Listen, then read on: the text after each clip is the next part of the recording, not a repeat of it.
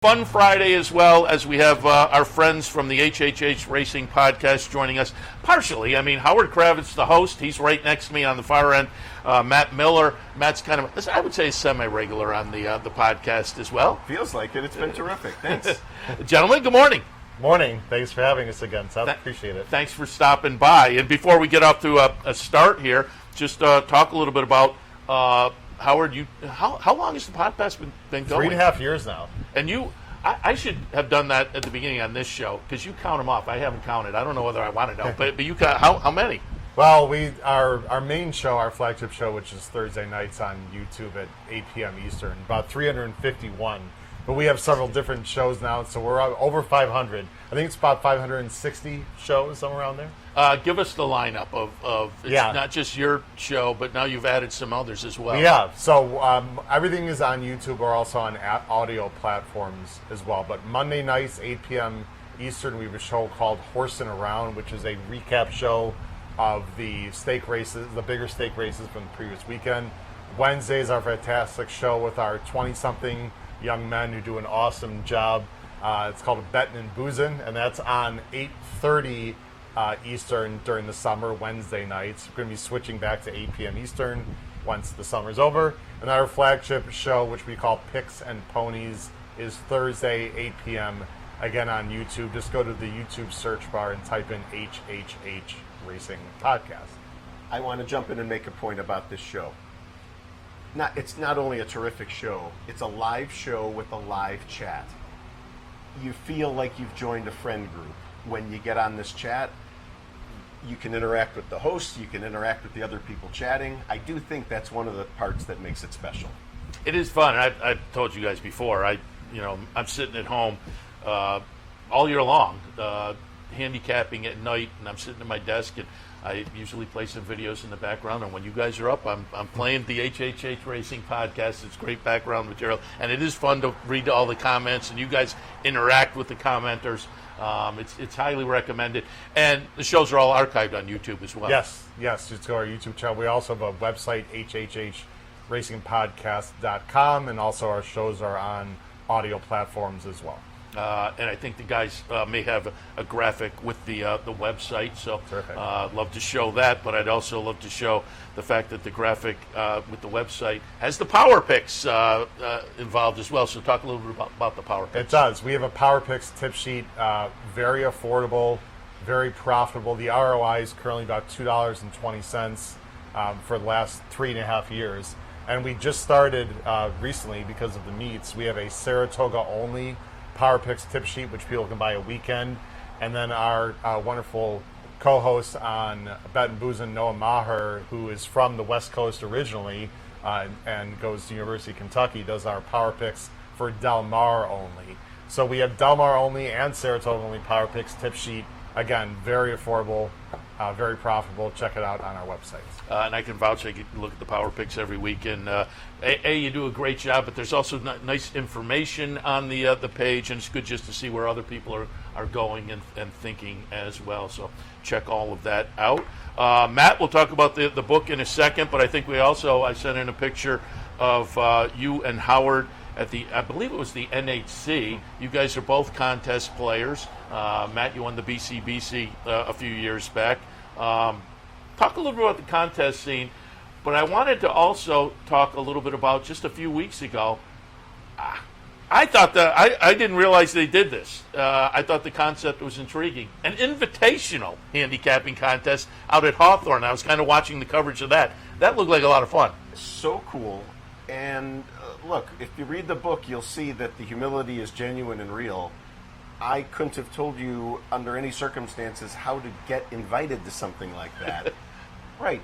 Hawthorne does a phenomenal job. It's lucky for this purpose, it's right in my backyard. I don't have to travel to go to this invitational. A bunch of people do travel in, so it's a who's who. It's a really nicely run tournament, and they seed the pool very well. There are also a couple other smaller tournaments that are being run on the same days, so they make it a super fun time, and it feels like a bit of a mini NHC, I'd say. You're seeing all sorts of people you don't get to see all the time, and it's a really fun environment, and the dinners after are good, and I have nothing but nice things to say. And I know, Howard, you have Jim Miller. I used to have Jim Miller all the time when I did the weekday show. And he's a lot of fun. I know you have him regular on your show. Emily was doing some interviews. Those were a lot of fun to watch. And I think that is archived too, at least on maybe their Twitter feed.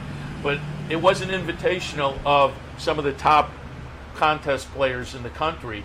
And so I thought all of those interviews, I thought they were all very interesting. Well, and they, in my opinion, I'll pay you a compliment as well. I think they do a very good job of not just eliciting handicapping content. If they're talking to someone who's better known for being a good bettor, they want to focus on those sorts of questions. So they know their audience, they know their people, and yeah, that's really good evergreen content. It wouldn't really seem like it based on the fact that it's a live tournament, but there's a lot of good stuff they get. Yeah. And again, Jim Miller and Emily did a great job, and it seemed like reading the comments, that was, everybody gave a thumbs up to that tournament. Yeah, Hawthorne's a proud sponsor of our podcast. Just want to throw that out there, and we're big supporters of Hawthorne. Family-owned track. They're very much about the better. Really, I think 12% is their win play show takeouts, the lowest in the country. They have lower takeouts and other bets as well, and so we appreciate their sponsorship and their support. You played in the contest too, didn't you? Yes, sir. Sure did. And again, you guys are both contest players. I'll have you each give me a little update. Where do you stand this year? Because I think you won something just a few weeks ago. But where do you stand as far as going to the NHC? So I was fortunate to have a really nice weekend at the Grade 1 Gamble weekend, which was Keeneland in April. I actually qualified twice for the NHC in the same weekend. I finished second on the Friday tournament and seventh in the actual Grade 1 Gamble. So I have 2 entries, fortunately, for the NHC, and then I qualified for the BCBC as well about a month and a half ago in an online tournament. So I have trying to get a second entry because those are $10,000 seats. So I'd love to get Grady. I'd love to get a second BCBC, but right now I have 2 NHCs and 1 BCBC, and I know this guy. He's not qualified yet, but I guarantee you it's going to be happening in the next several months for sure. That's the joke. I'm the guy that supposedly wrote the book on this thing. I'm qualified for nothing. Literally wrote the book. And yet, if you do read the book, and this isn't meant to be a direct plug on that, what has happened to my tournament game is that it has become a very well-rounded, holistic experience of betting where the tournament becomes part of the day's betting. And what's happened to me, actually, is I've become a very strong cash player on tournament days. So it is often the case that I'm busting out of a tournament, but hitting something big on the side. That's not great if you want to see your name in neon and be getting cool trophies and things. But financially, it's been nice. But I think if I wanted to be more serious about qualifying, I'd have to tighten up and use cash less as an outlet and kind of force myself more into the tournament format structure and limit myself to that. You won the BCBC, and what did you take home? Prize money and what you won in it wasn't like $500,000. $560 maybe. It's crazy. Yeah. It's just silly. $560K. Well, yeah, it's crazy because the difference between that and what the real amount was is, on a normal day, is the biggest day you've ever had, and in that context, it's a rounding error that you don't even remember. And obviously, the money's incredible. It's great. It's appreciated. It's a memory of a lifetime, and I'm not shy about saying that's been worth more to me. I try to say, Seth, that the most important part about having Matt around is just the obvious, which is just camaraderie and friendship. That being said, what he's helped with our co-host on the podcast, and not because he comes on the show once in a while, just his wisdom and knowledge about money management and contest play has helped everyone on our podcast and literally hundreds of people, throughout the country, if not more, on how they should play contests and manage money, not necessarily handicapping. And so we are all in debt to Matt for not only, of course, his friendship and support and all that, but for just the advice on contest play. It's just been tremendous. Well, let's get into the book, because I have a graphic up that gives the website and whatnot. The book, A Better Way of Thinking, The Art of Strategic Betting. First of all, what was the impetus for writing the book? Retirement came early, a little bit unexpected. Wasn't sure what to do, and I'm ruining the first couple pages of the book, but I was always one of these people that said I'm going to write a book one day. Never did a single thing towards that. And yet, when opportunity meets motivation, the joke is I'm not really much of a reader. Pete Fornatel's the editor, and we had some incredibly funny conversations as I'm trying to get off writing a book, and I have no clue what I'm doing. It did go incredibly quickly. These are stories that my buddies are sick of hearing over and over, but it really enabled me to type them out quite quickly, and so the process of generating the content was not that difficult. It was more the getting organized. I just released the other day the audiobook. It's funny, as even in this endeavor, I'm always looking back at what I could have done better. I would say to anybody who's looking to write a book, hardcover, ebook, audiobook. My only regret in this entire process was that I didn't release all three at the same time, because I've been a little slow with the publicity. I don't know how hard to push. Now that it's all out, right, and here's my big plug, it's all out. The audiobook is in my voice. I do think it's, if it's your drive to work, if it's your drive to Saratoga, right, it's, I think, just as helpful, if not more so, than a typical podcast talking about betting and whatnot.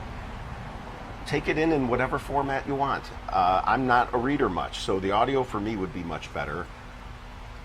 It's been a terrific experience, and what I didn't expect out of this was the rewards that came afterwards. People that are stopping me that I don't know to say, your best bet of the day concept yesterday gave me the best day I ever had. We had yesterday sitting next to us this really nice guy. I don't want to name any names, but really nice guy who says, hey, I know he's a decent bettor. Do you think he'd be willing to answer some questions? My buddies laugh and say, you're not going to be able to shut him up. And sure enough, I must have walked in to go see him 6 times uninvited in little follow-ups to what we talked about. He tells me his best play, I think, was in 9th race. And he says, what do I do? And this was before the whole day started. I said, look, you've got a budget for this immediately. If this is truly your strongest opinion, 50, 60, whatever percent of your budget, set it aside. Play with the rest. If you need to play action bets or multi-race bets to stay interested, that's fine. But when your race shows up, you hit it. This is your best opinion of the day. It can't be when you walk into the racetrack, someone says to you, what do you think is going to happen today? You tell them a correct answer, and when you leave, they say, how'd you do? And you say, I lost everything, and I mean, we've all felt that so many times. And so a lot of this book is designed, and again, I don't want to give away too much of the book, and if I'm going off on too much of a tangent, tell me. But this whole concept in investing of the safe investment pyramid, with your safe investments at the bottom and your really risky ones at the top, I do believe, and I'm making fun of Howard a teeny bit with this, because I think he's been cured of this. Most horse players have their pyramid inverted. They've got this big pick 5, this big pick 6 with a lot of their investment. How much money do they have at the bottom for the win bet? Maybe at the next level of the pyramid for the daily double. And so I talked to this guy and said, you got to bet to win. You got to bet doubles into the horse, out of the horse. Play a pick 3, play a pick 5, structure the dollars so that the most dollars are on the safest. And he nailed it. And it was amazing, and his excitement for being able to monetize that opinion was just palpable. And it was it was a long shot. It was a great opinion. This is not what this book is about. I'm not telling you how to pick horses. I'm here to say, hey, here are some ideas of what to do with your picks. Yeah, what do you want people to come out of the book with? Being better bettors. Just making fewer mistakes, getting away from poor money management. And a lot of this is common sense. I don't claim to have any kind of advanced knowledge or degree in these areas, but the simple act of, for those of us that play on account, I think the amount of your balance is absolutely critical to how you play. I get sick to my stomach when I see someone post an amazing exacta score of $1,200 and in the top right of their posting, you see the balance of their account is $1,284. That's not what I want to see. That's not what they want to see. It tells me they were on the brink of disaster if that didn't hit.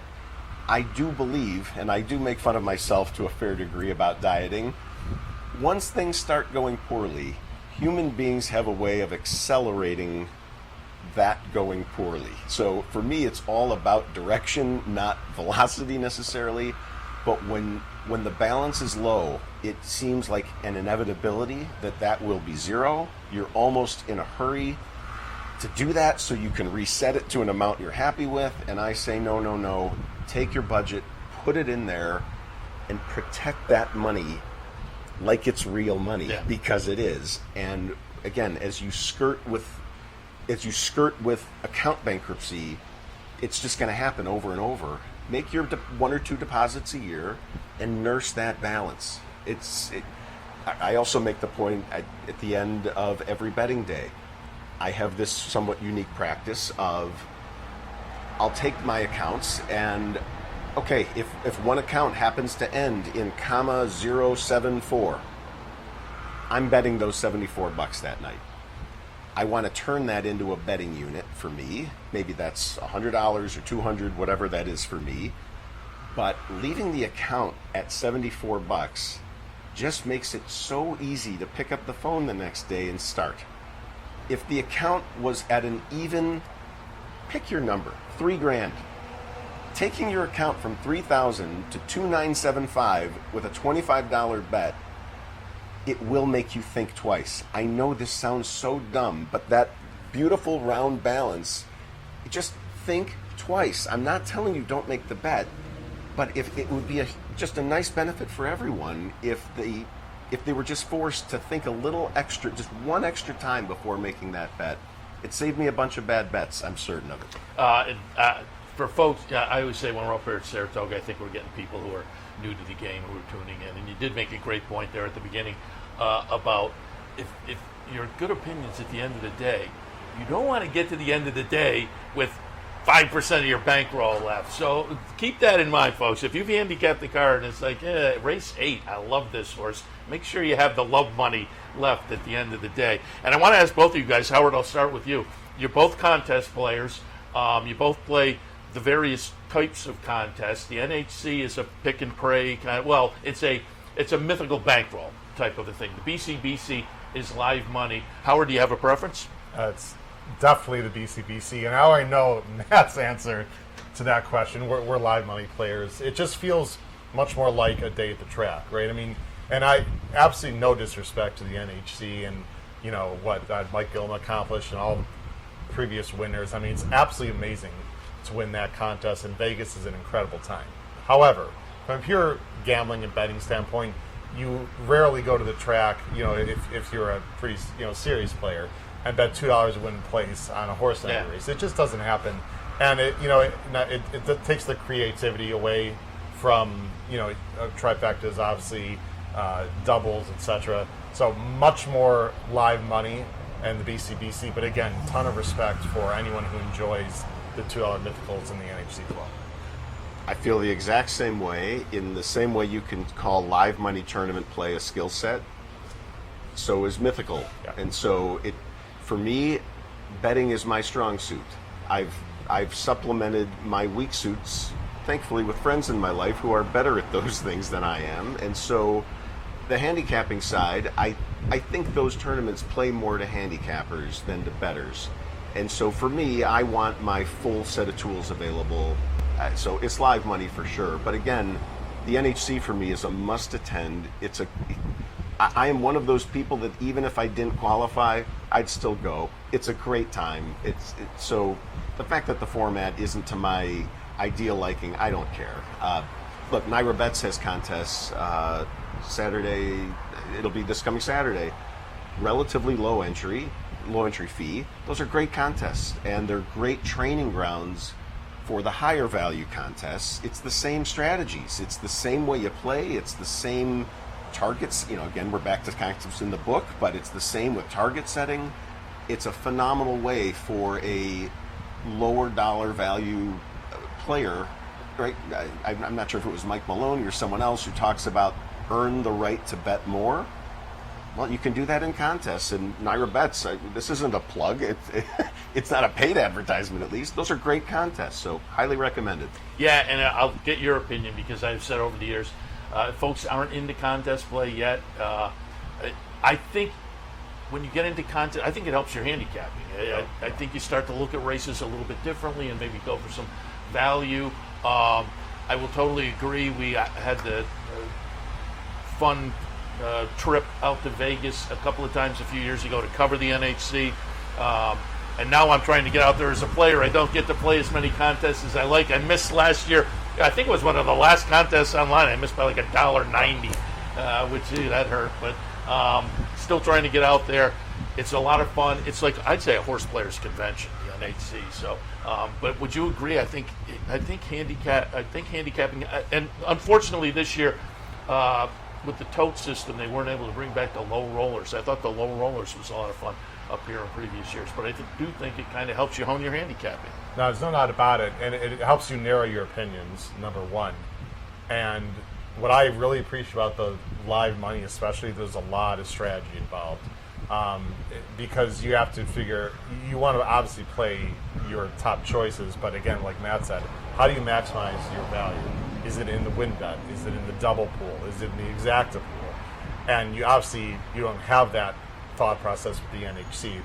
There is strategy there with blocking and whatnot and whacking details, but certainly maximizing your opinions and being strong with your opinions, and knowing which race to avoid. Like for example, I avoid in general the 2-year-old races on the BCBC because they're 2-year-old set, and they're very inconsistent. And we saw last year, right, with Fierceness, who's running, of course, tomorrow, who was unbelievable in the Breeders' Cup Juvenile. And so anyway, it definitely helps you with your handicap, no doubt about it. And Matt, I think it was you. There was one of the watching the feed for the Hawthorne Invitational on Twitter.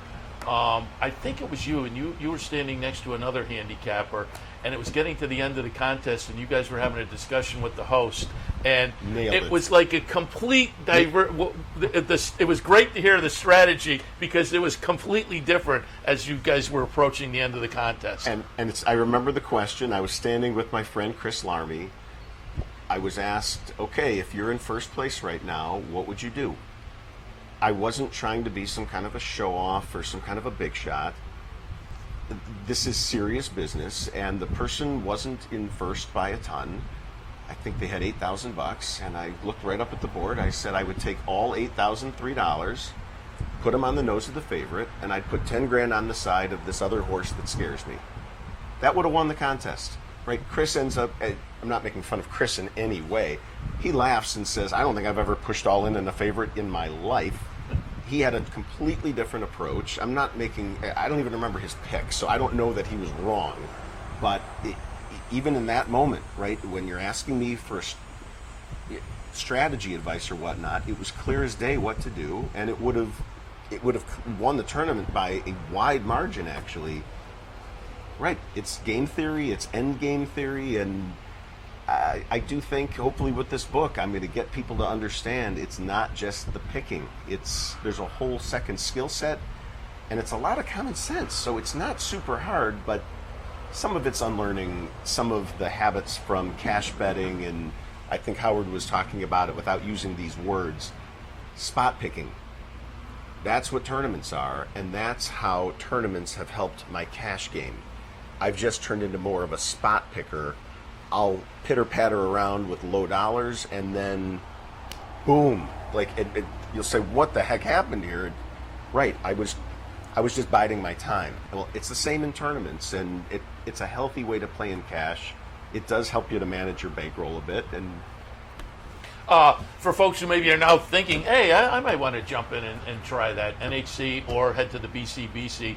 How have you qualified, and do you recommend any particular area to go? Like, I know Hawthorne has some live contests to sit there, but horse tourneys, horse players. You can do things online. What's your recommendation if you have something in specifically? Well, I mean, Hawthorne is fantastic for the NHC, and one of the main reasons is because it's all live bankroll. It's a $500 entry fee, and you can use all of it towards your bankroll. There's no fee to the prize pool. Oh, wow.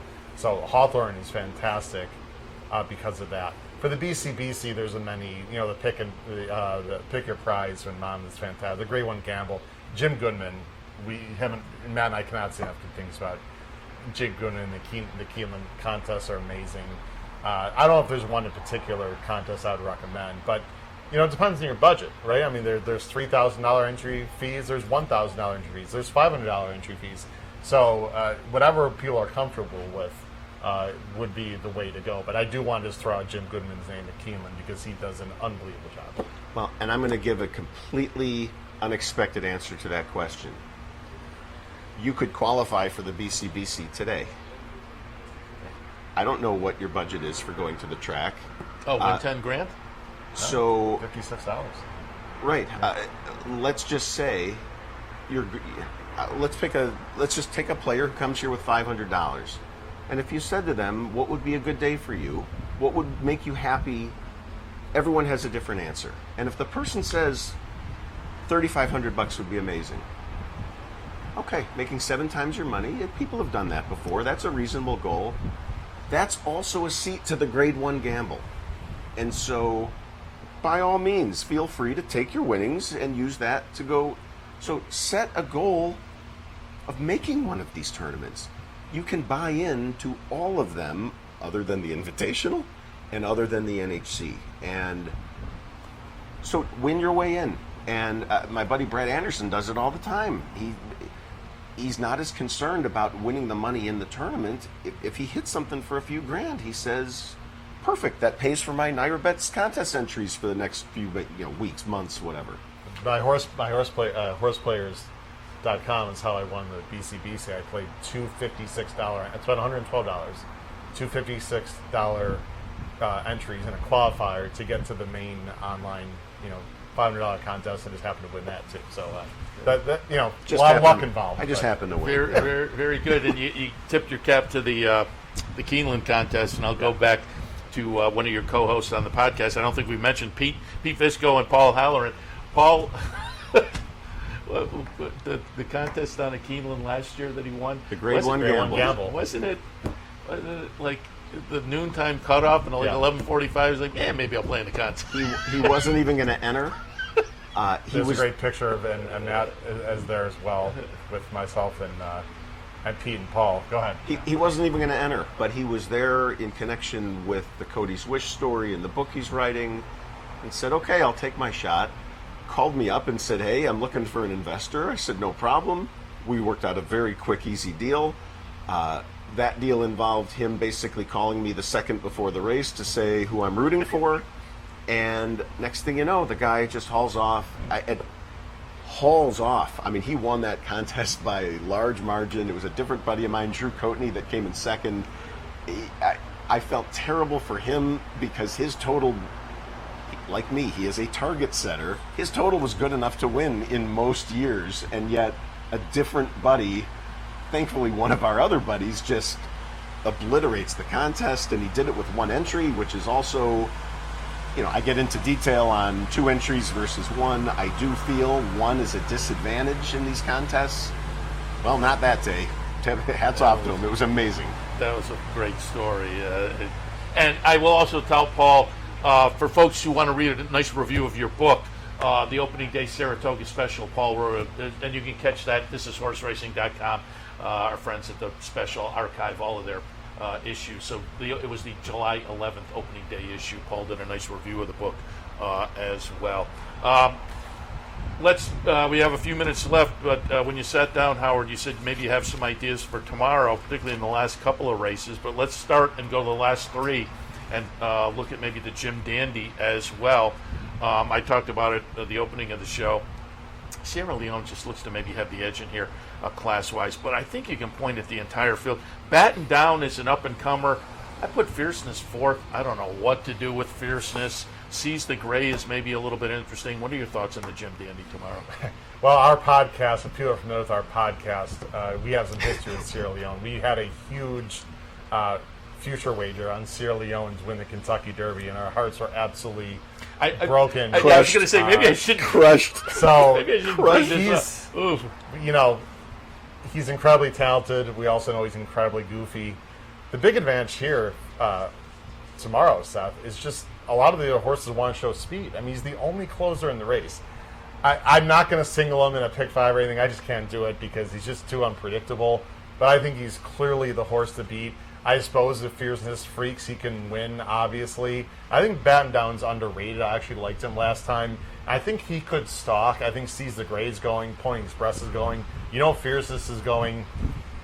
Man, it should be Sierra Leone's race to lose, but, you know, would you want to take him at even money? I don't know. It's a tough call. Batten Down would be my sort of sneaky horse to use in the race tomorrow. And again, I don't want to remind you guys having lost by a nose behind Mystic Dan, but remind people what the wager was. Yikes. We had a $1,000 future bet on Sierra Leone at 150 to 1. So we were alive to $151,000. There were a ton of us in the group. That was amongst your whole team. I had a larger percent than everyone else because I made the bet and sort of came up with the horse to start with. But Hey, let's not forget that he then went on to cost me the Belmont contest, which I was in the position to win. And Sierra Leone, not me. Sierra Leone. Okay. And so I can't. I mean, viewers have been probably watching me with my head down, shaking my head, listening to this banter. This is the hardest pass ever. I am on, for poker players, permanent tilt. I can't see this horse for who he is. If I bet the horse and he wins, it couldn't possibly pay me enough to pay me back. If he loses, I can't believe I bet him again. There's actually, in this book, there is some psychology to the way I look at this. You don't have to bet every race. I will absolutely. It's the best race of the day. I'm going to watch. I'm going to go look at the horses in the paddock. Not $1. Not a multi-race bet that this thing goes. Not $1. I'm done. I'm just a fan at this point. I am rooting for him, but I was, we were doing Kentucky Derby Day. I was sitting in the front half of the Clubhouse Racebook, our studios in the back down in Albany, and just interacting with people and talking about the day and whatnot. And then when the race came up, I felt for you because I knew the story, and it's just like that. I was well, we were there in person. Myself, Noah Maher, Charlie Freeman, and Kyle Roscoe, all from the Bet and Boozing guys. We were there on the rail at Churchill. The pictures I didn't pull that video off. The pictures are terrible. I didn't pull that. Don't watch that show video because that was your heart's gonna be broken. But anyway, it was a lot of fun. And again, you said you had some thoughts on the last couple tomorrow. The 11th at Saratoga, State Bred, non-winners at 1 at a mile and a 16th. What do you see there? Real quick, the number 4 horse who is 6-1 more line, Gem Mint 10. I will say that I do have partial ownership of this horse. I want to make sure, full disclosure. We just saw him at the barn. Gave him a nice little, pet, and he's all ready to go. Looks very calm and chill. There's not a lot of early speed in that race, and he likes to be forward. He has a great post. I think he's got a big shot if he runs his best. You saw he ran fantastically last year here, and we were here for that, almost won. So Gemmin 10 in race 11. My play of the day, though, was race 12. And I'll just mention, I'm trying to get Matt on the show from Adelphi. Yes. And you were in the winner's circle, both of you Yeah, guys. Adelphi Racing, with fantastic. horse. certified lover boy. Trying to Right. trying to get Matt over to talk a little bit about Panda Gate, who the Yeah. game plans to come back up here for the Albany after the New York Derby win. 12th and final on Saturday. State Bred Maidens going a mile on the grass. Your thoughts? The number 8, Princess Summer, is my play of the day at 15-1. There's a lot of things to like about this horse, in my opinion. First race out, very quickly sprinted. That's not what the horse wants to do. Just sort of ran around the track, had a little bit of trouble. It was clear that was a prep for something longer, in my opinion. Last race rained off the turf. That's a complete toss. Now is Michael Maker. We don't need to talk about how good Michael Maker is. Jose Ortiz. It's not the toughest field.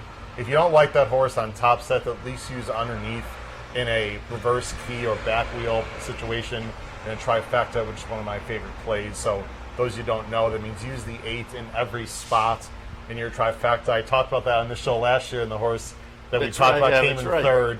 So the number 8, Princess Summer, I think it says it's Saez, I can't recall his riding.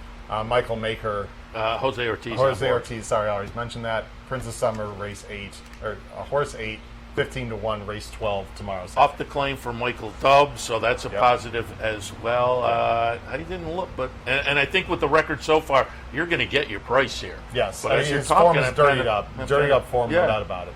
I'm kind of thinking I may have to toss that one into Okay. the mix a little bit as well. Matt, just before we break, again, remind us, they'll put the website up again. A Better Way of Thinking, Master the Art of Strategic Betting. Folks have to go to the website to purchase, correct? We got something for you also, and we have two gentlemen we could bring on maybe right at the end if we absolutely. So abetterwayofthinking.com is where you can go to pick up the hardcover.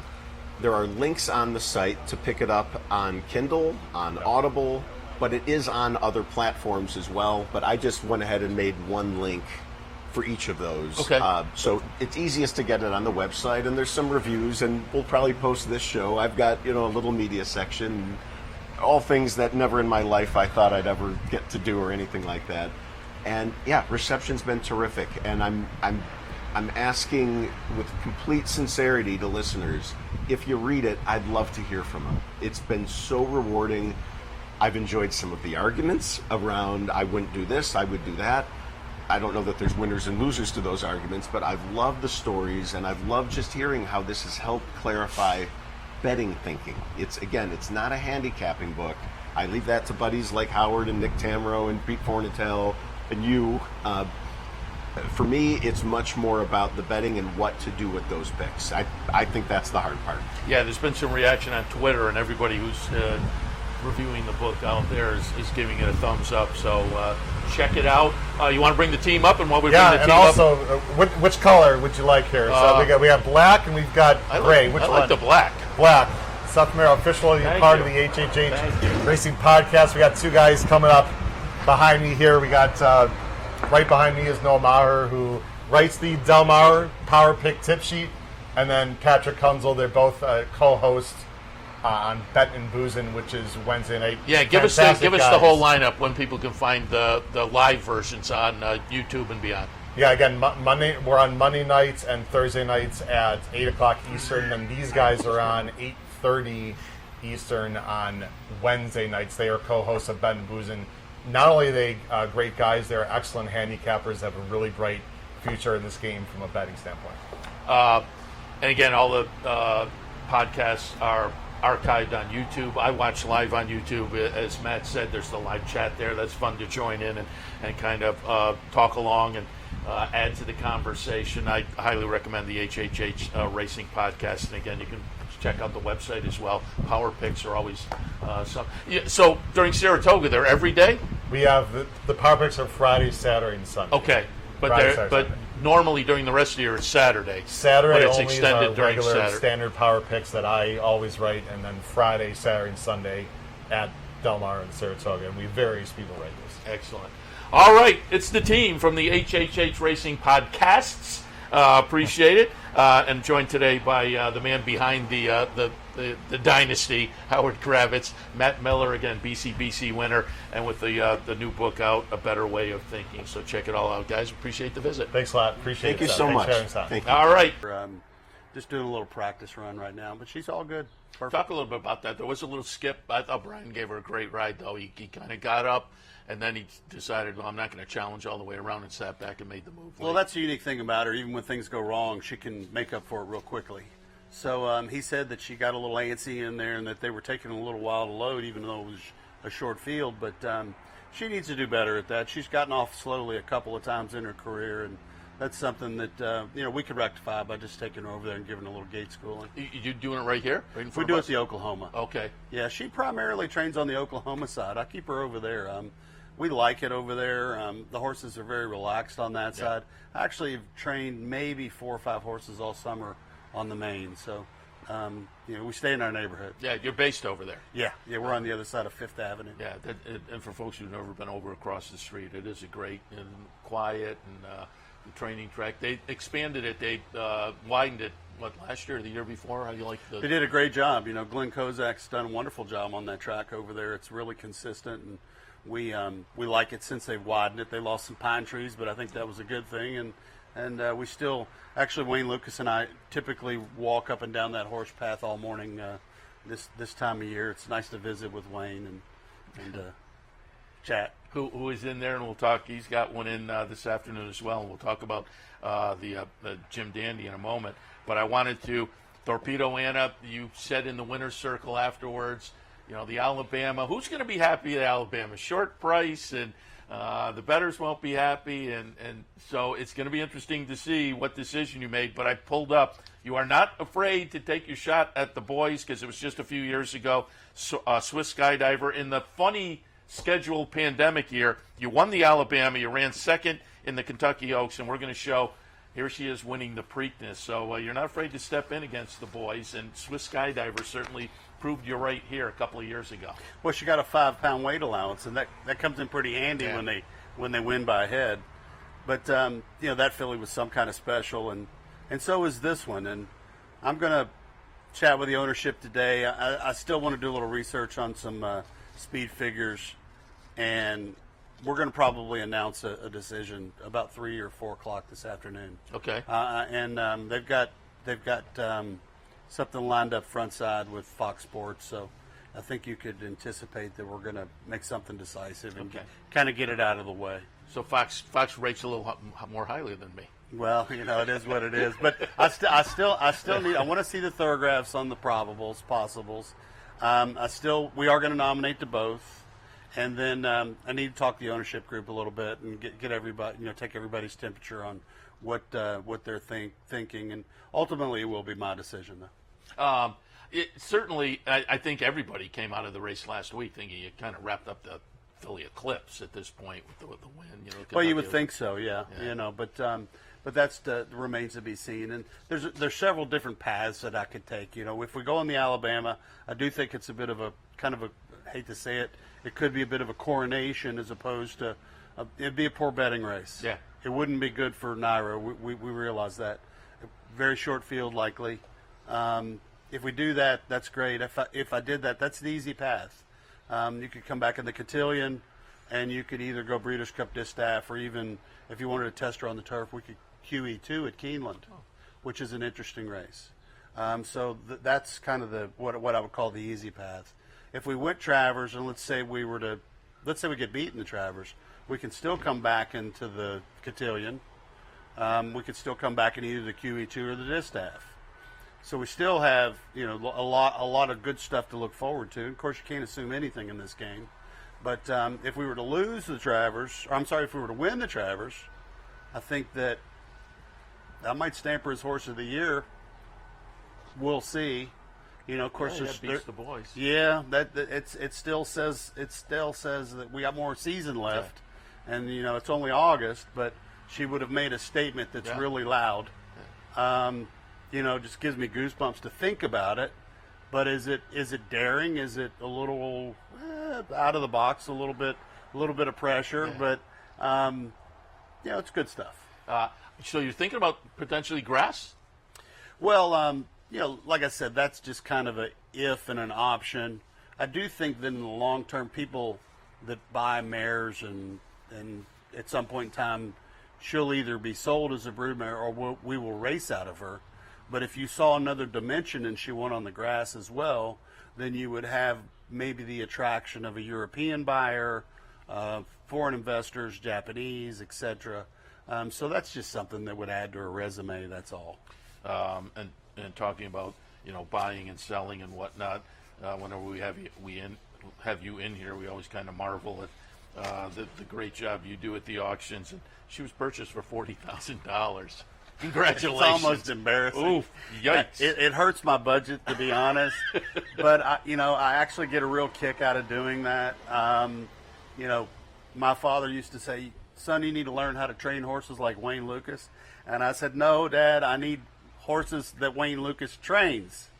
So when I go to a horse sale, I bust my tail to try to find the best horses I can get my hands on.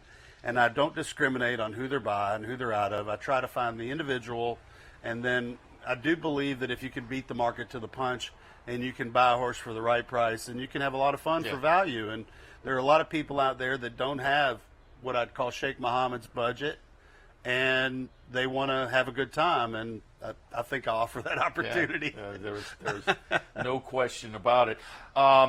So I showed, you're not afraid to step in against the boys with Swiss Skydiver winning the Preakness, but I also wanted to show a little Travers experience. I pulled up the Travers from 2012, the unique dead heat, and I think after we watch the replay, we can see the infield with the two canoes given the dead heat. But this is Golden Ticket from you, the number 3 horse, dead heating with Kieran's horse, number 6, Alpha. Reminisce a little bit about the dead David heat. Cohen did a fantastic job on this horse. He cut the corner. We talked about it before the race. I said, this horse has to live on the rail this whole race. You can't lose an inch to win it. You're going to have to put all your eggs in the rail basket. And David got it done. And, the funny thing about that race is that Karen McLaughlin and I have known each other since we were 10 or 11 years old. Oh, that's wild. Yeah, we actually played on a midget football team, and he was a year older than me. But Oh, that's crazy. yeah, so we played on this midget football team called the Lions in Lexington, and so we've always been familiar with each other and kind of South Side Lexington boys. He went to a different high school than I did. I went to Tates Creek, and I believe he went to Lafayette. But we familiar with ourselves, or seeing each other at the racetrack, and migrated to the racetrack out of school. And Karen and I are walking down the steps, that Travers, and we looked at each other, and I said, well, what do you think? And he says, I'm going to be so mad if I lose, because he'd already been second in the Travers. I said, me too, because I'd been second with Repent. And they flashed the tote board up, and they actually put my number up and him second, and then they flashed dead heat. And we looked at each other, and we high-fived each other. It was like, okay, awesome, we both won. Yeah. So that was pretty neat. Karen, great guy, and was doing a great job with Louis Saez as well.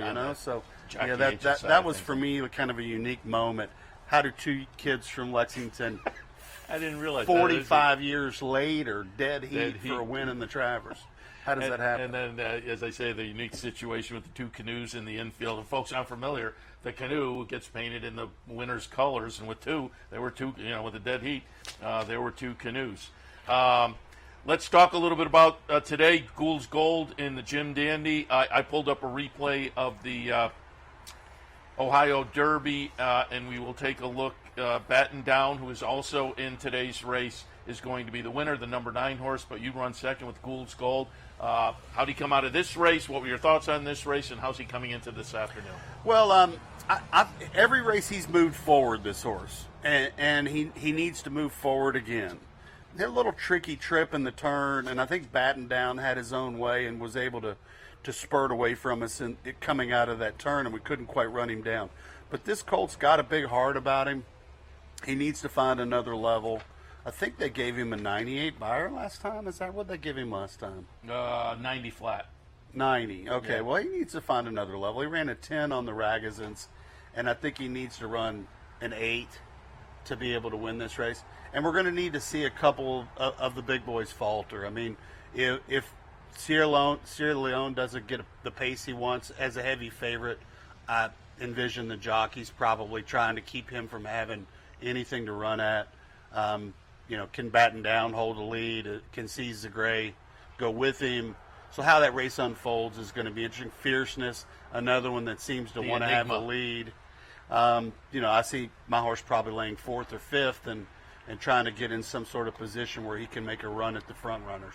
It's been a year, though, where the 3-year-olds are kind of beating up on each other. There's a small handful that have strung a couple of races together. But for the most part, it's always worth taking a shot, it seems like, this year. Well, 6-horse field, there's not a whole lot to lose. And this is the same ownership group as Mystic Dan. And, they're ambitious to find out how good he is. And he still has the A of the end condition, which we can chase at a later date. But at this point, we're going to let him have a chance to play with the big boys. And let's see if he can get it done. Speaking of Mystic Dan, I pulled up a replay of the Kentucky Derby just to get your thoughts. Again, it was a great weekend for you and Brian, stringing together the Oaks and the Kentucky Derby. But first off, before talking about the weekend, just give us a Mystic Dan update. Yeah, pretty simple stuff. Another great ride here, Brian cutting the corner. But so he ran here in the Belmont, and this horse hadn't been out of training in 11 or 12 months, and he's done everything we've asked of him. Brian got off of him that day and said to me, "Kenny, I just don't think he handled the surface. I don't know why, but he felt like he was spinning his wheels out there." And admittedly, we'd ask a lot of him, but we didn't think he liked the racetrack. Okay, so we bring him out of the race, and you want to let the dust settle a little bit. You don't want to get in any hurry. I don't have any pressure on me. The ownership they're wonderful. I said, let's give him 30 days. We went over him right after the race. Sound, no problem. Gave him 30 days. Wasn't overly pleased that he'd had enough time. And so what am I going to do? If I bring you back in 30 days and then I try to make the Travers over a track that I'm not sure he likes, I didn't really like that setup. And if I'm going to give him time, why don't I give him a little more and whatever he needs? Because he's rewarded us in a huge way, and we need to reward him. If it means a little bit extra rest, that's okay. But what we want to do is we want to see him get bigger and stronger and then come back a better horse as a 4-year-old. He's still got some things to prove as a stallion prospect. This horse got a great mind. Really, really easy to be around. The stallion operators have he's by Golden Sense, and they're not sure what to do with him. Of course, I trained Harlan's Holiday, and he was by Harlan, and they didn't know what to do with him. And he ends up being the sire of Into Mischief. And, of course, Golden Sense by Into Mischief, one of the early good horses by him. But if it means we give him 90 days, we give him 90. But for me, it doesn't matter. Whatever's right for him is what's right for him. And there doesn't need to be any expectation of he has to run here, he has to run there. And I'm not going to make any schedule. I'm going to let him tell me. And it's nice that the ownership people have another little 3-year-old that they can play around with. And but again, now I want to get your opinion, because we saw they made a late run. It got a little dicey there coming down the stretch in the Kentucky Derby. The day before, Torpedo Anna looked very good. I've said to you before, you might not remember, but I had you on closing weekend at the fairgrounds, and we talked about a bunch of horses you had at the fairgrounds, and I think we're running the same day at Turfway. Mm-hmm. And when we got done, we finished the conversation, and we were in the commercial or whatever, and you said, hey, we didn't talk about Torpedo Anna at Oaklawn next week. So I made sure to alert people all week long when I went on the air. But she has turned out very nice, and the Oaks was a great victory. Just talk about being a Kentucky guy and putting together the third trainer ever to have that Oaks Derby double on the same year, in the same year. Still just on a bit of a cloud about all of it. I had what I'd call been around the bullseye on the Oaks, and I've been second 3 times, which was a little frustrating. I went into this year, told my wife they won't beat her. I don't see any way. She's been so sturdy, that filly. But the Derby, we had this notion that we could, but we needed everything to go right. Yeah. And it did. I mean, Brian did a magnificent job. We drew a good draw, but through it all, I told my wife 3 weeks, for some reason I think we're going to win them both. And she said, what do you think? And I said, well, if we do, it might change our life a little bit. And it has. I go into Starbucks in Louisville and have to sign autographs. I've had to, I don't know how many bourbon bottles I've signed, but it's a real honor. If that's the worst thing that comes out of winning the Oaks and the Derby, is that you've got to sign a bunch of bourbon bottles, etc., programs. But it's what we've worked hard for a long time, and just a real pleasure to have done it. Yeah, for a Kentucky guy, very, very lucky to be a great for anybody, any trainer. Like I say, the third trainer ever to do it. You only get one shot every year. You managed to be the third trainer to put together that double in the same year. It was a big weekend, and they both ran very well. I have to ask you before we let you go, because I like this horse tomorrow. In tomorrow's 6th race, you have McKinsey's Glory. McKinsey on the win end is off to a little bit of a slow start, but I want to say I had the numbers. I think he has 10 first-time starters. 5 of them run second, so I think he's kind of better than maybe the record indicates. What are you thinking about McKinsey's Glory tomorrow? Well, she's got a lot of second dam sire Sadler's Wells. And her hind leg looks very much like a Sadler's Wells, which is obviously a grass horse. I think she'll run good. She's a filly that's going to need to develop some more physically, get a little bigger, stronger. But, of course, she's 2-year-olds. And for my young horses, a lot of times it's a test drive to teach them something and to get them into gear and let them learn a little bit of adversity and coming from behind a bit. But my expectation is good. And I think Mackenzie himself is going to be all right. I mean, we bought, I want to say 4 or 5, and between Volatile and Mackenzie, they were the first crop stallions that I was most attracted to at auction. And the ones I've got are coming. They're just not quite ready. And I tend to be a fall 2-year-old guy anyway.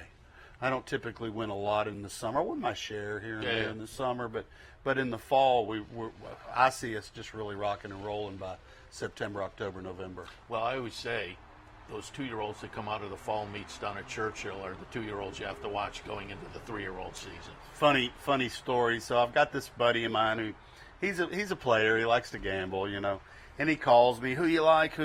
And so I gave him some advice years ago. I said, listen, if I were gambling on Kenny McPeek, I would wait till September, October, November. And he's like, well, why is that? I said, well, usually my 2-year-olds, I'm not a 4.5 guy, 5 furlong guy. So usually they're coming around a little bit later in the season. I said, we usually leave Saratoga. This meet can humble you. Yeah. It's so tough. And it's not it's an away game for us Kentucky horsemen. So we come up here and we're kind of playing against the grain a little bit, but we get our share, and that's fine. But by fall, I've still got conditions left. My 2-year-olds are coming around. And so he nicknamed me McFall. I like that. That's very good. So, but this year he calls and says, I think I made a mistake. I think you're McSpring now. But I don't know that I'm McSummer. Well, that will all work So out, whatever. I guess, in the end. I like that. I got a couple 2-year-old fillies running at Ellis tomorrow, or Monday. Okay. Nice. One of those two's, well, actually both of them. I mean, we should get a win out of one or the other. What are the names? Oh, you'll have to look them up, won't you? All right. No, Jewel Destiny and Take Charge Milady. Okay. Yeah. All right. One of them's a gun runner, and the other one's by Take Charge Indy. Down at But, Ellis. and I also saw you had one in the stake at Laurel tomorrow. Frosted Departure. Yeah, he's pretty one-dimensional, that horse. If he gets the lead and he gets his way, he's pretty tough. But he's doing well, and good listed stake for him. Yeah. Ken, appreciate the visit as always. No, it's always busy. You got one in the opener. Do you know if you're in the opener? I drew in. Okay. Yeah. I drew what do you in. think of that horse? Spurgeon? I think he's a dirt horse that wants to go long. Okay. I think he'll run okay in there. He's a bit of a box-footed horse, club-footed horse. He's going to want dirt, and he's going to want a mile and 16th dirt, 2 turns. But we're going to give him a run because physically, he's trained well and done well. But I don't think he's a grass horse, and he's going to grind it out and make a bit of a showing. If he were to win, it'd be a pleasant surprise. All right. So we'll look for those, and the 2 down at Ellis. Maybe we'll give an extra look too. But certainly we'll be rooting for you this afternoon with Gould's Gold in the Jim Dandy, and looking forward to the announcement later today and see where Torpedo Anna might wind up, because she's clearly something special. Ken, appreciate the visit. Good luck with My pleasure. the meet. All right. Welcome back. We alluded to my next guest with Kenny McPeek because the big weekend Kentucky Oaks and Kentucky Derby, Ken was training, but my next guest was riding, Brian Hernandez. Brian, good morning. Good morning, Seth.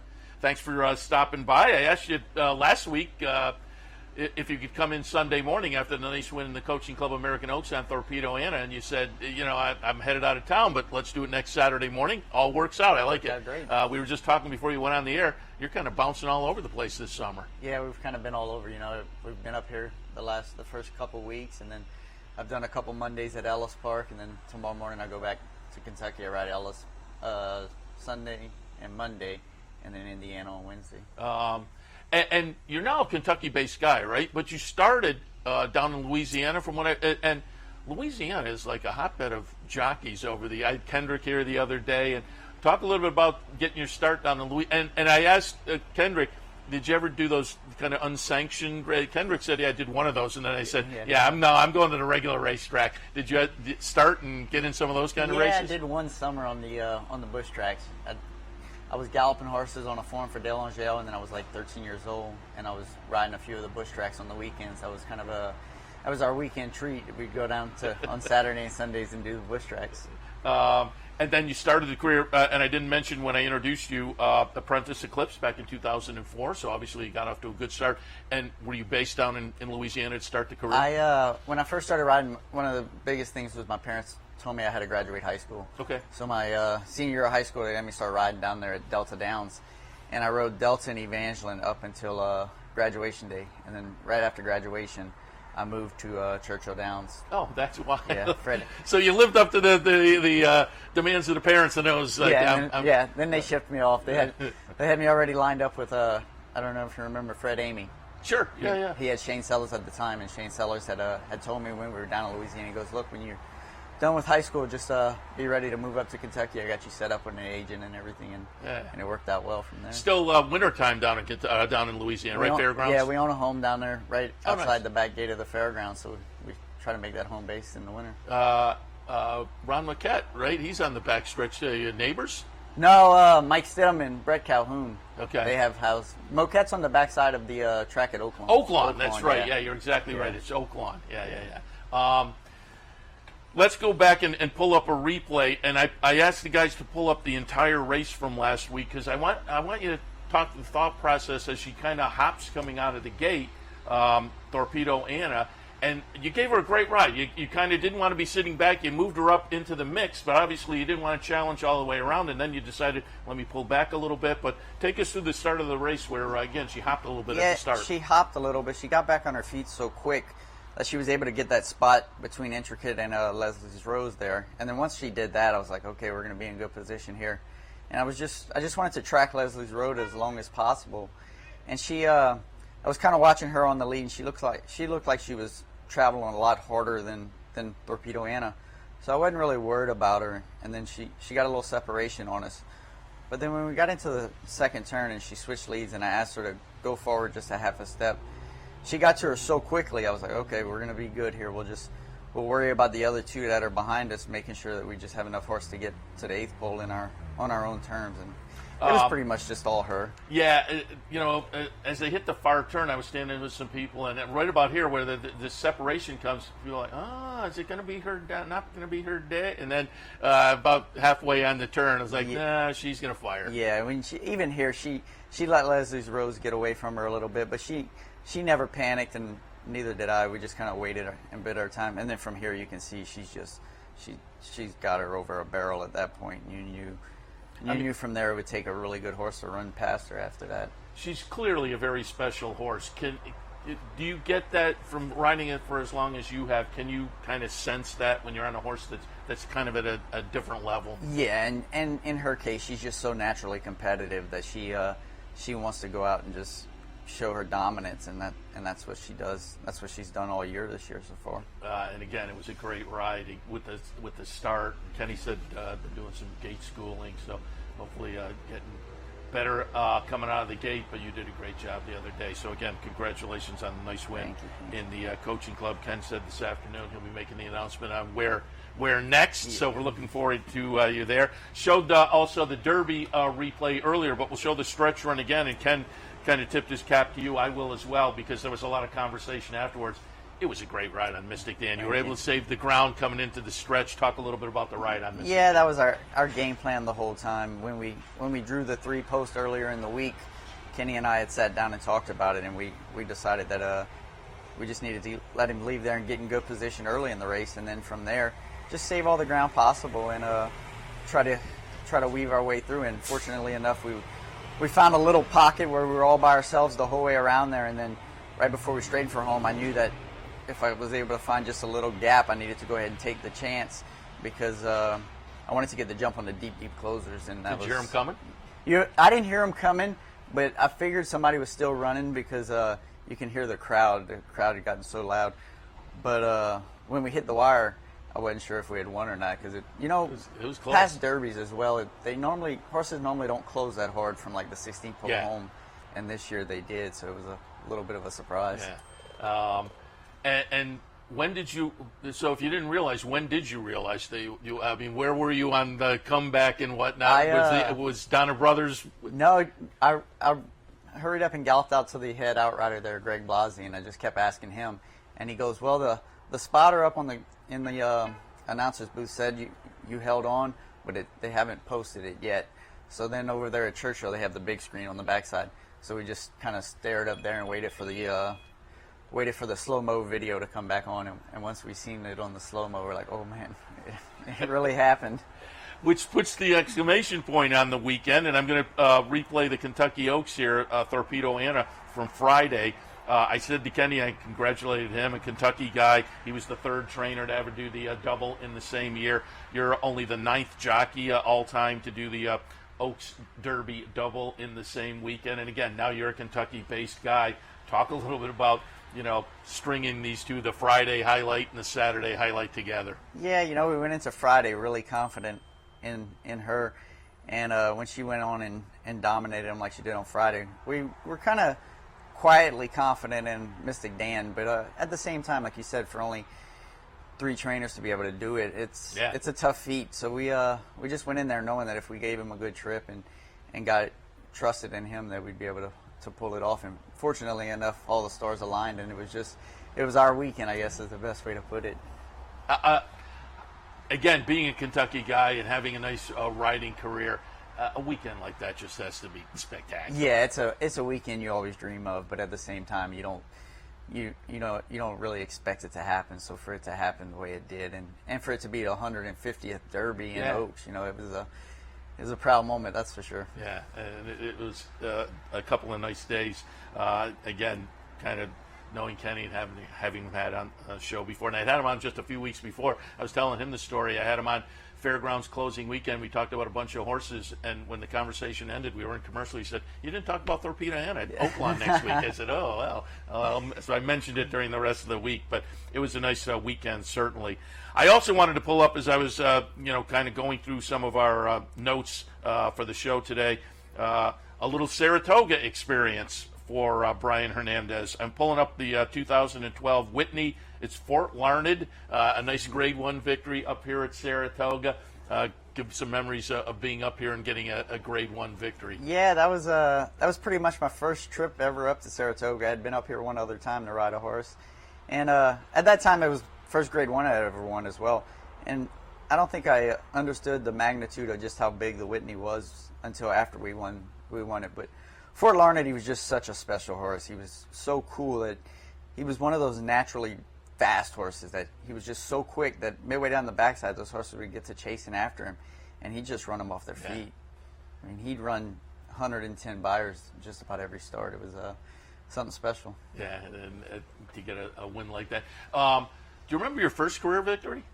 Yeah, it was at Delta Downs going, I think, 6.5, which is 2 turns there. It was for an old guy I was galloping horses for. His name was Doris Aber. He was a really good trainer down there in Louisiana. And we kind of alluded to, you started in the bush tracks and down in Louisiana, Apprentice Eclipse Award. But how did you become a jockey? What was the thought process early on that brought you to the racetrack to become a jockey? My dad rode for 20, 25 years.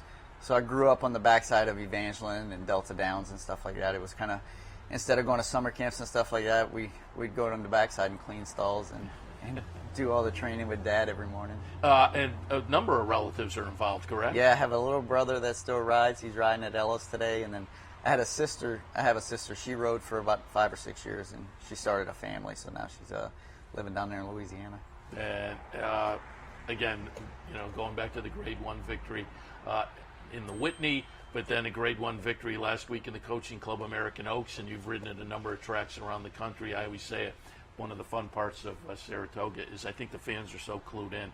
After a win like last week, you come back and there's the applause, and just reflect a little bit on winning at Saratoga. And as I say, the fan reaction up here. Yeah, it's just always a fun place to come because, like you said, the fans are so interactive and everybody knows what's going on. Just like when I walked onto the grounds opening day, everybody's congratulating us still on the Derby and Oaks weekend. So it's a fun, special place, and like I tell everyone, if you never got a chance to make it up here yet and you're a racing fan, you definitely have to come see what it's all about. Yeah, the mecca for horse racing fans, there's no question about it. Brian, we'll let you go because I know Kenny said he got in the first race, so we'll let you get over and get going, and wish you a lot of good luck as well on Gould's Gold in the Jim Dandy a little bit later this afternoon. What are your thoughts on Gould's Gold? He's going to have to step up a little bit, but each race each race so far he's gotten better and better. You know, he was second last time to Bill's horse. So. Yeah, batting down. Yeah, batting and two down. starts back in the Sir Barton. He was very close Yeah, to Corporate Power was a good one. And the Sir Barton race, I think he should have beat Corporate Power that day. We made the lead and he got a little lost and he jumped some the gate tracks. They still had the tracks across the gates over at the 16th hole. And when he seen those, he kind of got to jumping around and it cost him. And then he stepped up and he was second last time. So if he steps up again today and the race flow sets up well for him, he's got a big chance. Well, like I said to Ken, it's a year where the 3-year-olds are just kind of beating each other. Yeah, So yeah. you take your shot. Exactly. Going to be very interesting. Brian, appreciate it. And again, congratulations on that big Kentucky Oaks Derby weekend, the win last weekend in the Coaching Club American Oaks. And wherever Torpedo Anna may go, we'll wish you good luck going forward as well. Travel safe back to Kentucky tomorrow morning. But good luck this afternoon in the Jim Dandy. Thanks for having me on again. All right, as promised, we're joined now by Jason Worth, World Series winner, All-Star at one point in the MLB, and now on the owner side of things on the horse racing game. Dornoch being the most prominent of those. Jason, good morning. Morning. Thanks for having me. Happy to have you and talking a little bit about Dornoch and beyond. But first, just how did you transition? Retired from baseball. How did you get into the horse racing game? Started playing golf down in Florida. Retired. I started playing tennis when I first retired, and then realized that wasn't for me. So I slowed it down and started playing golf and started playing with some guys that owned some horses. And Rich Averill was the one that ultimately got me into the sport, and bought a few horses with him, and then kind of branched out from there. I'm sure they all started with the letter R, correct? They did, so I had to get away from that, start my own thing. But no, Rich was great. We had a couple nice fillies and mares. Our Adios Jersey, our Callie Kim. Our Callie Kim, awesome horse. We were kind of pointing her this year to have a big year. Hopefully end up in the Breeders' Cup, and the mile-and-a-half turf race. And she ended up getting hurt, and then she's in full to flight line right now. So wow. Yeah, But we sold her. did she win that Fountain of Youth? We were down covering the Fountain of Youth. Didn't she win that won. Fountain of Youth? Yeah, it was a pretty cool day. Her and Dornoch both won on Fountain of Youth Day. Yeah, 'cause that ultimately was her last race. That was my first kind of, I didn't introduce myself or anything, but first kind of informal introduction to you, because I was taking a picture of Rich and Brendan Walsh, and you jumped in the picture. And I was like, Yeah. But yeah, I talked to Rich after that was a nice race from her, certainly. Yeah, she was a winning machine. Yeah. So now you've transitioned over. You're involved Dornoch with Randy Hill and company. Randy's always great. We had Randy and Danny Gargan here with us the day after the Belmont Stakes win. But you're involved with a number of different partnerships and trainers and whatnot. So how are you? Is this a situation where people know you're involved and, hey, we got a horse, you want to jump in? A little bit. I mean, I think the toughest thing in the sport is the entry. Like, how do you get into the sport? Like, where do you get in, and how do you get in? How do you see yourself? And so far, I've just kind of spread out a little bit and trying some different things with some different people and seeing what fits. And obviously, Dornoch has kind of stolen the show from everybody, and the partnership with those guys has been great. Let's take a look. We'll go back and take a look at the Belmont Stakes up here. It's a bonus Saratoga meet, and we'll look at Dornoch as well of your reaction to the Belmont Stakes win. As I understand it, it was your first visit to Saratoga, so reflect on the Belmont Stakes win and having it happen up here at Saratoga. Well, it's just such a big deal. So I actually have been here my second day in horse racing. I came to Travers. We went up and won a race at Charlestown Oaks at Charlestown with our Adios Jersey, and then the next morning we got up and we flew up here for one day for Travers, and you can see the reaction was pretty unbelievable. So from that first day in Travers, walking around here thinking this place is really cool, having no idea anything about the sport or really how to get into it, from a couple short years later to winning the Belmont at Saratoga with my family and friends, as you can see, a big moment. It's crazy. And it's just unbelievable, transition from out of baseball into retirement, into horse racing. My first colt, Dornoch, the journey that he's taken us on to ultimately to win the Belmont and the Haskell, and now we're pointing towards the the Travers in a short period of time to do what we've done in the sport has just been, it's like storybook or something. It's just crazy to have that type of success. And people are like, oh, you're so lucky, we whatever. I don't know what it is. I don't care what it is.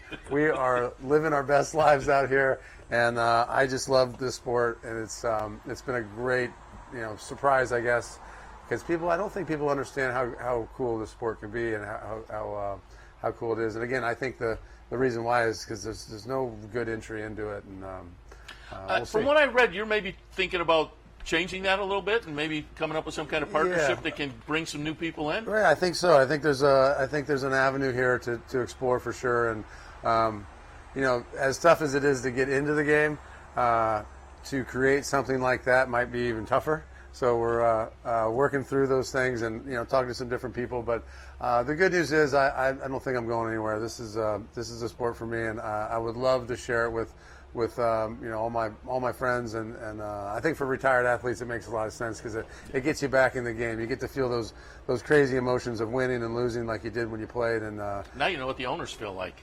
Yeah, or my wife and my kids are like, this is what we went through.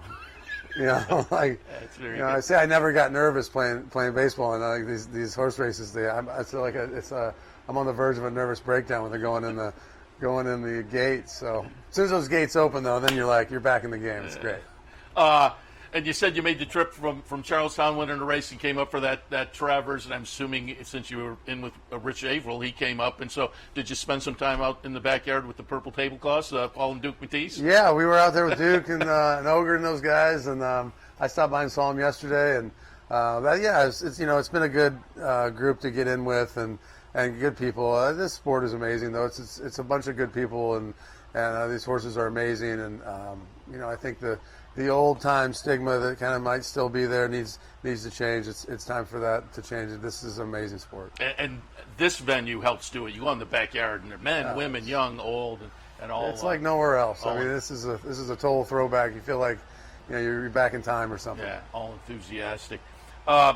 Also wanted to touch on, you have one in the first race today, so we'll get you over there certainly. But I told you before we went on the air, and I talked about it this morning on the handicapping show, I love Caraconte firsters. You have Flying Mohawk going in the first race today, going out for Whit Beckman. What are your thoughts on the opener with Flying Mohawk? Yeah, we like him. Whit's up and coming trainer. He's had Anna Marie in the Derby, and I got a couple horses with him. Great guy, great trainer. We like him. You mentioned the Caraconte. He's been hot, and this horse is pretty cool. He's got a great attitude, and I like the horses that are like real personable, but Dornick's kind of like that, but he also tries to bite you.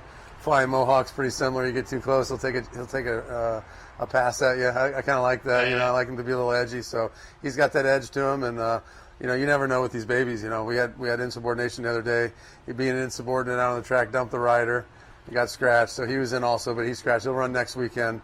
And I don't know, this game's just a lot of fun. Yeah. Also, I had also pulled up, speaking of Dornock again, the stretch run to the Haskell last week. Reflect a little bit on that, but also fill us in because you've obviously been over visiting Dornock in the morning this week. How did he come out of the Haskell, and how is he going forward? Great. He's had that little foot problem there for a while that he's been dealing with. Kind of the Derby was the first race that he was kind of through all that.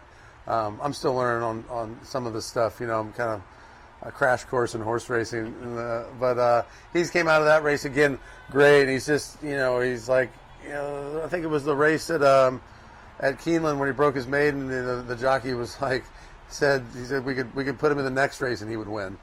So he comes out of these races great. He's a tough guy. He's a big sucker. He looks the part. He acts the part. And they took him to the spa for a few days and got back on the track yesterday, and they galloped him today. He's perfect. And with that victory, because I was doing a handicapping seminar for the Belmont. At that point, I looked at all the prep races this year and included the Derby and the Preakness. There were 21 different winners of 25 races.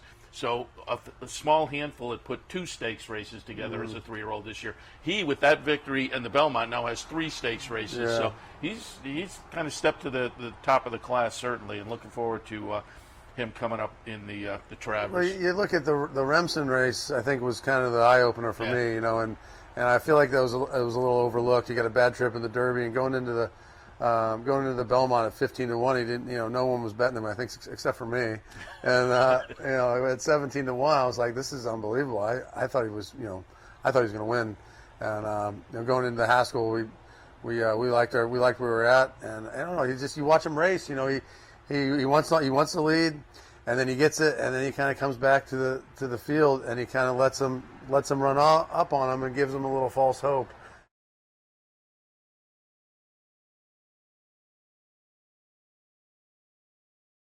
Too, coming off the thing. So same idea.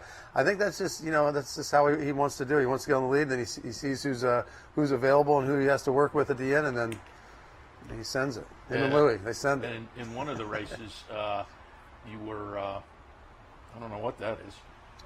That was the Remsen, I think. Oh, okay. Oh, thank you. The guys are on top of that. I did not call for it, but that's why I didn't know what it was. But one of the races, I didn't pull up the replay, but you didn't want him on the rail. Yeah, that was the Belmont. So he, in the Remsen, his first race, he rode the rail and kept running into it. And then the Remsen, he hits the quarter pole and totally knocks him off stride. And that's when Sierra Leone runs by him. So he's always look, he's a ham, he sees the crowd, he looks up in the crowd and he runs into the rail. So at the Belmont, he's running great, and he's there, he's close to the rail. I want him to get off the rail.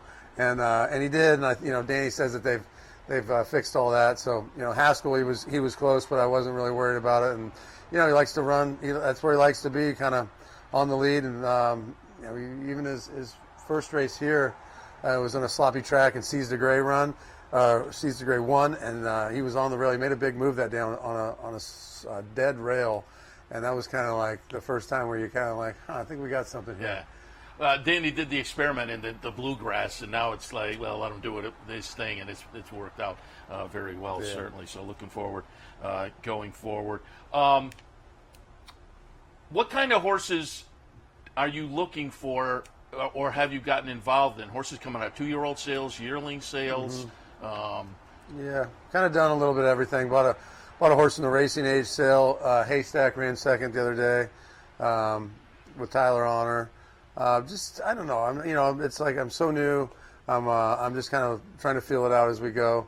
It seems like the 2-year-olds at the 2-year-old sales are, they get them ready so early, then they come out of there. They're not always as good as you think they are. The yearlings are tough because you have no idea what they are. So I don't know. We're putting this thing together and seeing which way it goes. But you gotta be lucky. I let the professionals do their thing with picking out the horses. I don't even pretend to know what I'm talking about there. Yeah, I've got to put a good team together and got good people around me, and it's just so much can happen. There's so much at stake. It's just such a beautiful sport. I'm here for it, and hopefully we can do something to help. Yeah, and just after the victories, to hear you talk and whatnot, you've been a great ambassador for the sport. I saw. You did a little piece with the MLB website it was on. They had a great side-by-side of you celebrating the Belmont and celebrating the World Series victory side-by-side. That was a lot of fun. But you've been a great ambassador for the sport. So thank you. We're certainly happy to have you on board. And I think it'll be interesting if you can get some kind of maybe micro-share thing going. That would be intriguing as well. During the year, I have a lot of partnerships, because the partnerships up here do so well, because part of being in a partnership is the social aspect, and that's big up here. Your backstretch in the morning. So we get a lot of partnerships in here at the various levels, and I always tell people, if you want to get involved, that's the way to kind of take a look. Yeah, I stopped by the West Pace House this morning for a cup of coffee and watch the track, whatever. It's just it's a great way to own horses, and it's all about the people you're involved with. It's a great sport to do it with your friends, and I don't know, it's all new to me, but we're figuring something out. Well, as they say, it's working out well. Before we let you go, I can't get away without asking you some baseball questions. First baseball question I had was, first of all, I saw you hit 652 in high school. Yeah, that's pretty good. That's pretty good. I had a good senior season. That's kind of kind of got me into the first round. That's what I was going to ask. How did you transition? Because football and basketball, you have a college career and then you go. Baseball's a little bit different. How did you transition into the? Yeah, so I was a first round pick coming out of high school. Got to AA pretty quick with the Orioles. I was catching at the time. They traded me to Toronto. Toronto moved me to the outfield, and then I went to the big leagues with Toronto. I was kind of odd man out with their organization, and they traded me to the Dodgers, and made the team and kind of broke into the league with the Dodgers. Had a good rookie campaign. Then I got injured that next year, and almost cost me my career in like 4 years of my career. So that's how I wound up in Philly, World Series with Philly, signed with the Nats, 7 years in Washington. So is that a tough transition, catcher to the outfield? The farm director came in and was like, I'm going to have this serious talk with me. Like, Jason, we're going to need you to maybe, move positions. Would you consider? And before you could even get it out, I said yes. I don't care where you're going to put me as long as I don't catch. Yes. So catching's probably the worst job in America. I was going to say just the whole squatting down. It's terrible. 3 hours. There's. If anything goes wrong, it's your fault. If it's not the pitcher's fault, it's the catcher's fault. Yeah. Bad fingers. But it's tough. All those guys, for a tall guy like me, I'm 6'5", so there's not too many 6'5" catchers that had any. There's a few of them, but not many. So I was lucky. They put me in the outfield, and the transition was all right. And I'm curious too. I said batting .652 in high school. When I was a kid, I didn't really play any kind of baseball until I was in high school, rec league softball, but I played football and basketball, and there was a football season and a basketball season. I have my nephew's son, so great nephew, grandnephew, who's he's a junior in high school, really good basketball player, but it's basketball all year long. There's like the school season and there's a travel team. So when you were in school, was it that way? Did you dedicate yourself to baseball and it was all year, or did you try some other sports? Yeah, I played basketball. I didn't play football because the baseball season, our summer baseball team, we traveled like the guys do now. Yeah. And so it would run into football season, and the coach was like, you got to be here for summer workouts and all that stuff. And I'm like, well, I don't have any aspirations to play football, so I just went from baseball right into basketball, and then from basketball right back into baseball. So nowadays, it's all specialized. You got to play one sport all the time. I think it's a big disservice to the kids. They don't get to, have the fun of playing all the different sports, and but that's the nature of the business. It's big business, these amateur sports now. These poor families are running around like chickens with their head cut off to go in the weekend tournaments, and you have multiple kids in multiple sports. You almost need a. I agree on both parts. I think it's better for the kids to try all of their. How do you know what you're really good at? But as I say, my nephew takes my great nephew. They were at a tournament. They live in Arkansas. They were in a tournament in Phoenix a couple of weeks ago, then Indianapolis, and it's a whole... The problem is for the kids, if you don't dedicate towards one sport, you kind of get left behind. Yeah. So it's tough. Sports are a cutthroat business, even at the amateur level. It's tough. Before I let you go, I'm a movie guy, so I'm just curious. Do you have a favorite baseball movie? Yeah, I like all of them. Major League and The Natural, Bull Durham. Those were kind of You listed three that I put on my list. The big three. I'm the natural guy because I'm a sucker for a happy ending. Yeah, I understand the Kevin Costner movie was really cool. I thought for being a love story, it had some cool baseball things into it. I always tell people like the clear the mechanism thing that he did when you're out there and you'd be able to just make it totally quiet. That's real. That's when you're good. That's how it is. When you're in this how we had it. When you're bad, you can't get it to stop. You hear everything. So that was a pretty cool thing I think he did. And the movie was good, but that kind of talked about the zone or whatever you want to call it. Is that the movie where Tim Robbins beans the mascot? That's Bull Durham. Yeah, Nuke the Loosh. Yeah, that's right. All right, Jason, appreciate the visit this morning. We'll get you over for the first race today. Again, I'm looking forward to flying Mohawk, so good luck there. Yep. Good luck going forward with Dornoch awesome. and with the whole. How many horses do you own at this point? I don't know. That's a good answer. I like that. My wife loves the sport, and she pays the bills. So as I just let her do her thing, and she's happy doing it so far. So that's the tough part of this game is the bills. Being an owner, you get billed for everything. there's got to be a better way, but so far I haven't figured that out yet. And being friends with Rich and the Matisse brothers, they're big contest players. Are they pulling you into contests? Yeah, I'm still learning the handicapping. I don't know what I'm doing. So then when my horse races, I bet on him. So if my horse wins, I win. If my horse doesn't lose, I lose, and I got more bills coming. So That works.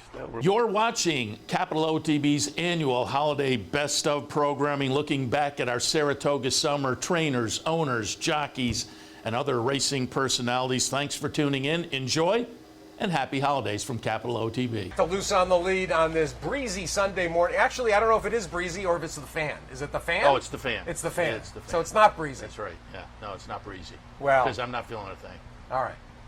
Well, You're not Norm's way. You're like, he's got it. I have another fan over here. The first day they fired mine up, and all my papers flew out. So I had well, to, look who breezed right in.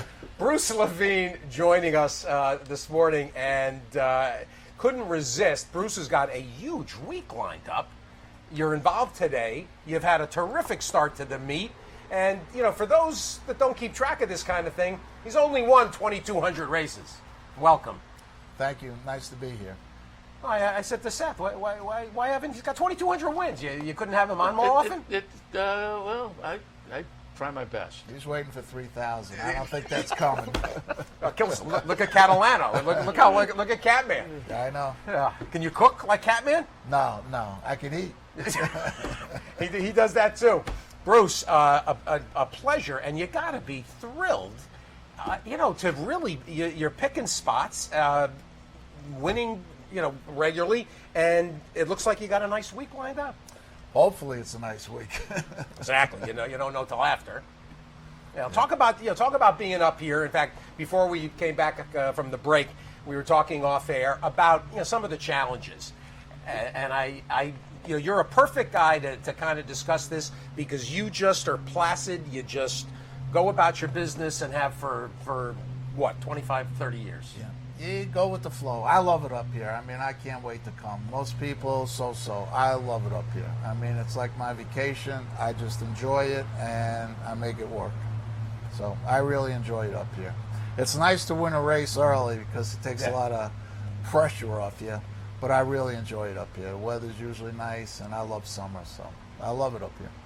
Well, and winning races up here, particularly with the 2-year-old program, and again, for those that aren't stat watchers and people that that monitor trainer angles, your numbers with young horses and basically win early types. If they don't have to be win early types, you make them win early types. Nah, I've just been a little fortunate the last couple of years with some runners, and I just got a little lucky, and they make you look good.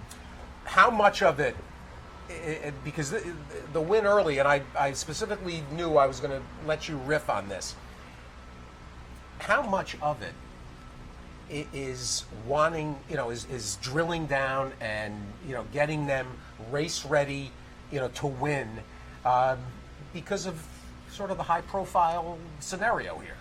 I think two things with them. You got to have them ready out of the gate, and they got to be fit. The rest is the horse. But if you have them where they can break, because going 5.5, even 6 with the babies, you got to get out of the gate. Because once that dirt hits them, it's a different ballgame. You know what I'm saying? And they got to be fit. So you put those two, you get that out of the way, then you need the horse. He's got to have at least some ability to do it. Talk a little bit about that, because I've said, the baby races, you want a horse to be ready in the gate and be ready to break out of the gate. That's a big part of a 2-year-old race, particularly when we're talking about sprinting. How do you prepare them to break well out of the gate? Well, it's just a lot of schooling, and, sometimes it takes an extra break or two, and some people are a little hesitant because you're putting more pressure out of the gate, so some people will shy away, but, if you're going to win early, they gotta come out of that gate. So typically, how many times will a 2-year-old break out of the gate for you before the first start? A full break, probably 3 to 4. Full break, and that's when they're good. If they're not good, then and I ran a first-time starter opening day, and I knew he was slow out of the gate, and I kind of ran out of time with him, and I knew he was going to break slow. I just thought he was talented enough, but he broke slow and got kind of bumped pretty good, and he really got out of the race. But I knew he was going to break slow. But otherwise, I would have probably with him had to wait almost another 7 weeks to run him. So I didn't want to wait that because the next race was 7/8, and I didn't want to do that. So I was going to go back to another 3/4. So it was going to be about a 7-8 week. Yeah. So I said, let me run him. I thought he had enough ability. If not, I'd get a race into him. Yeah. Was that an older maiden or a 2-year-old? That was a 3-year-old. That's what I thought. Yeah. See, the 2-year-olds, if you miss a race, 3 weeks later, you got another race, maybe 2 weeks, But with the older horses, they don't come up that fast. Yeah. So I ran them.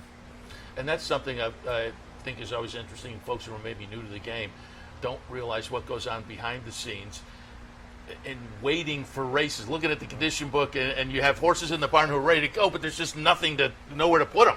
And then a race don't go. You're waiting 3 weeks. Now you're waiting another 3 or 4 weeks for the same race and hope it fills. Yeah. Otherwise, you're really scrambling. Yeah. So it's tougher than the people think. Yeah. Whenever we get folks back here, we have new people getting into the game. Always like to introduce them a little bit so they learn the personalities. You're a New York-based guy, have been for a while. How'd you first get into the game? My father took me to the races. I was hooked.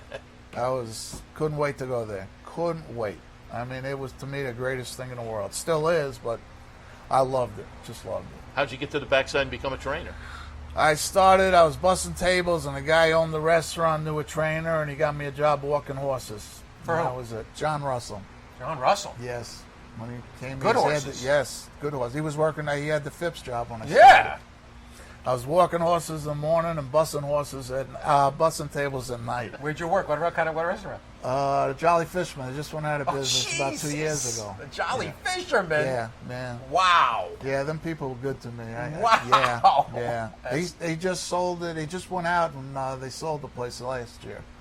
Wow. Yeah, I I didn't knew know them. that. Yeah, they were very good to me. Oh, The that's father and the tremendous. son, they were good to me.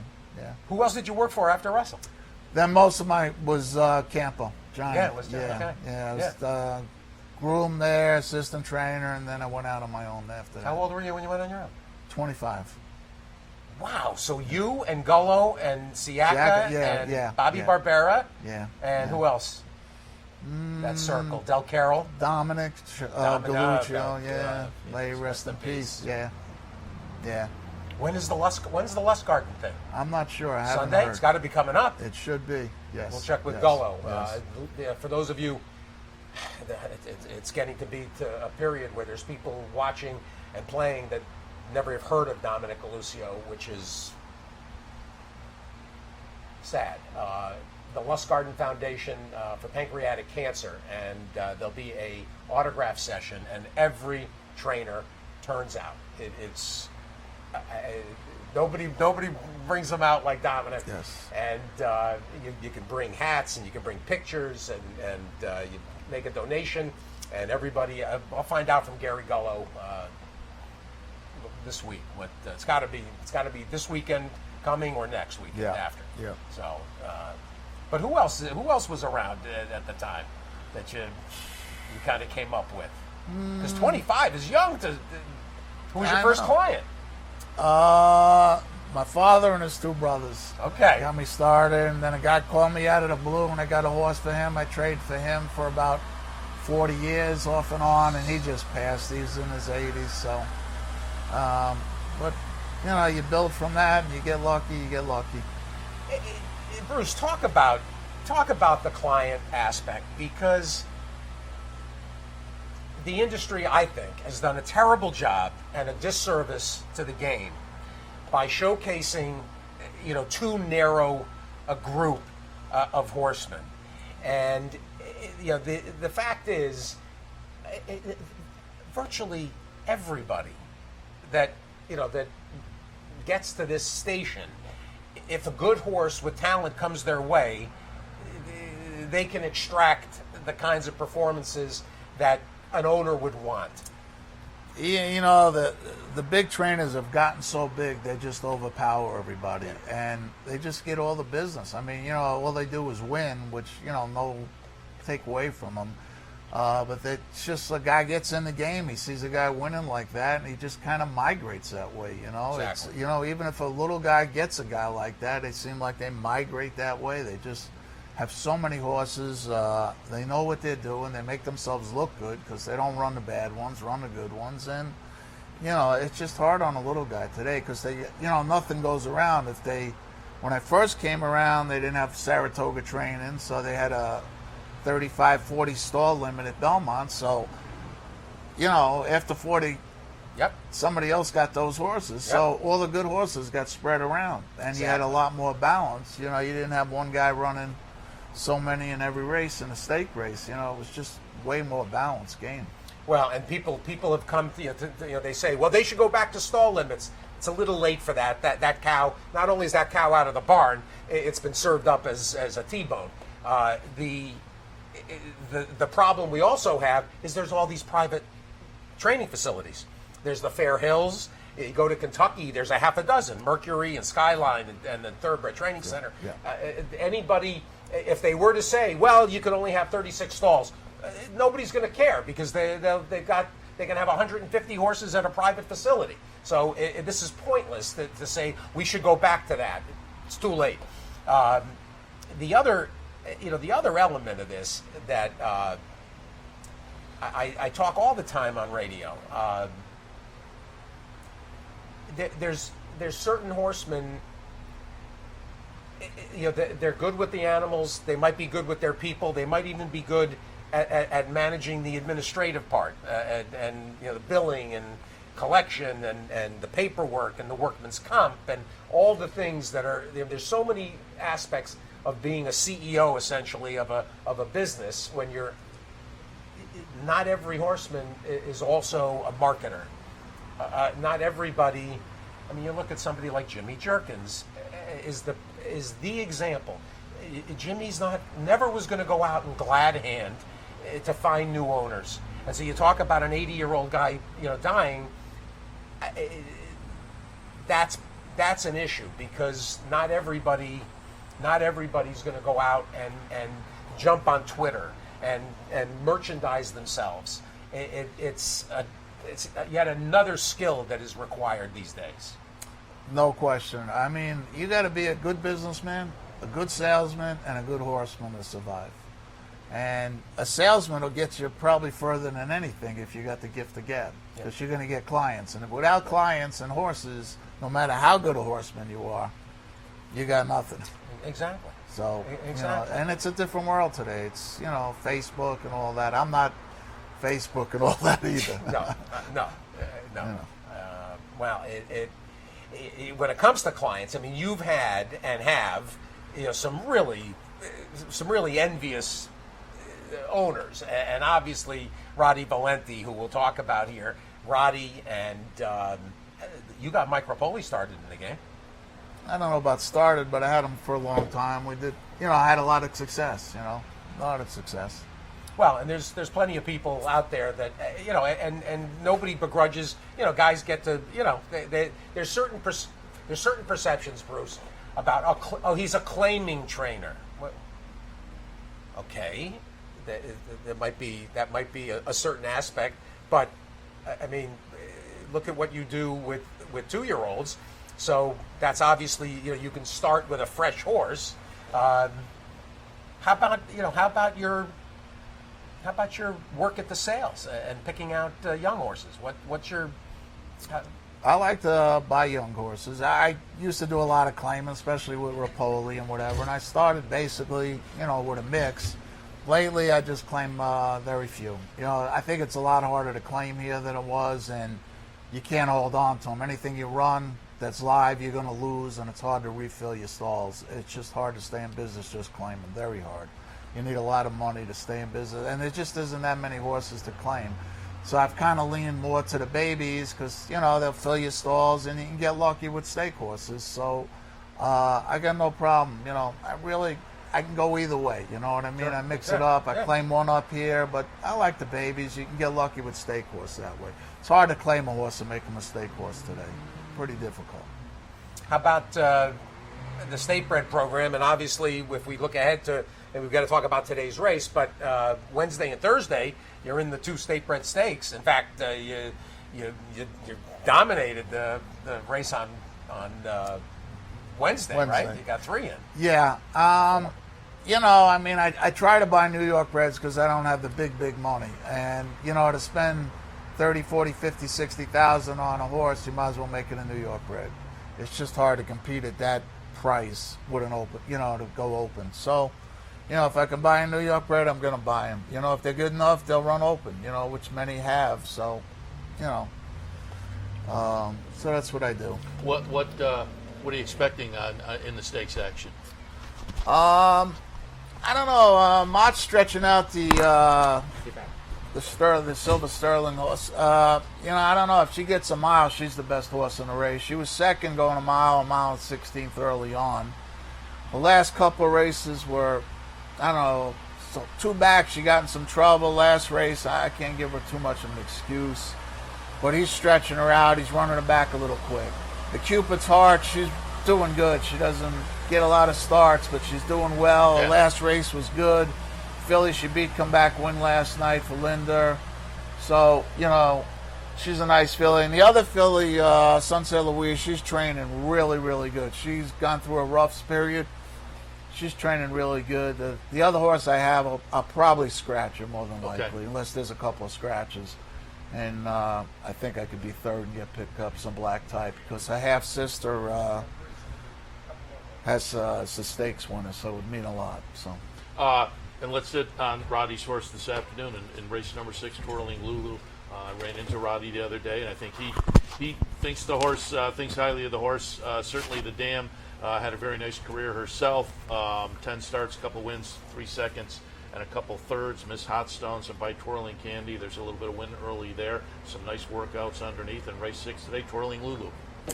Yeah, I'm not 100% sure she's 100% fit. Okay. I didn't have company the last 2 works. I worked her in company 3 back.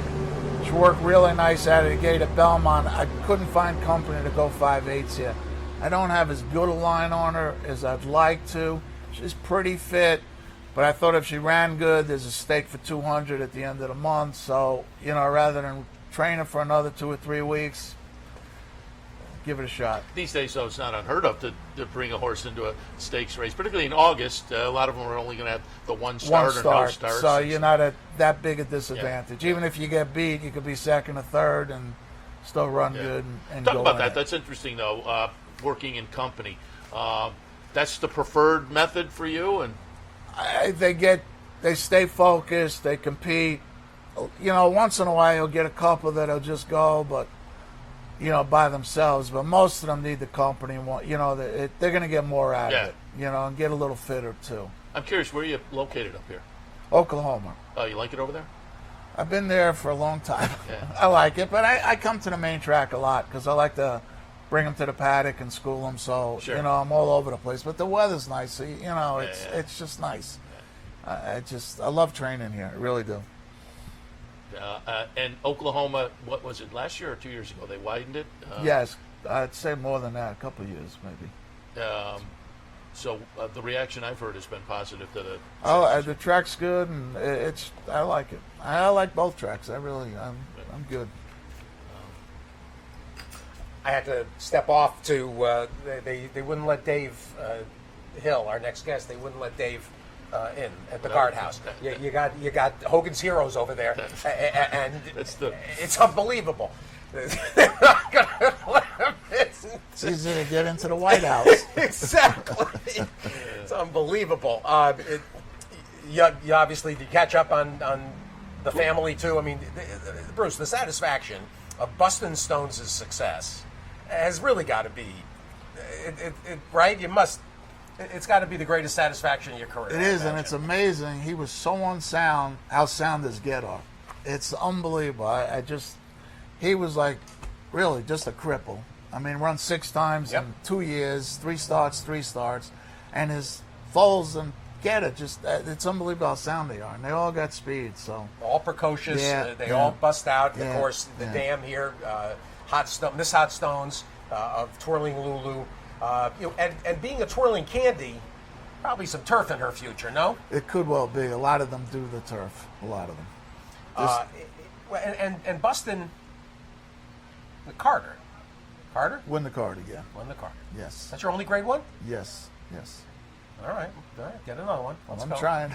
Let's go. Well, these New York Reds, they're operating at the highest level, and the commitment Naira's made down the road here.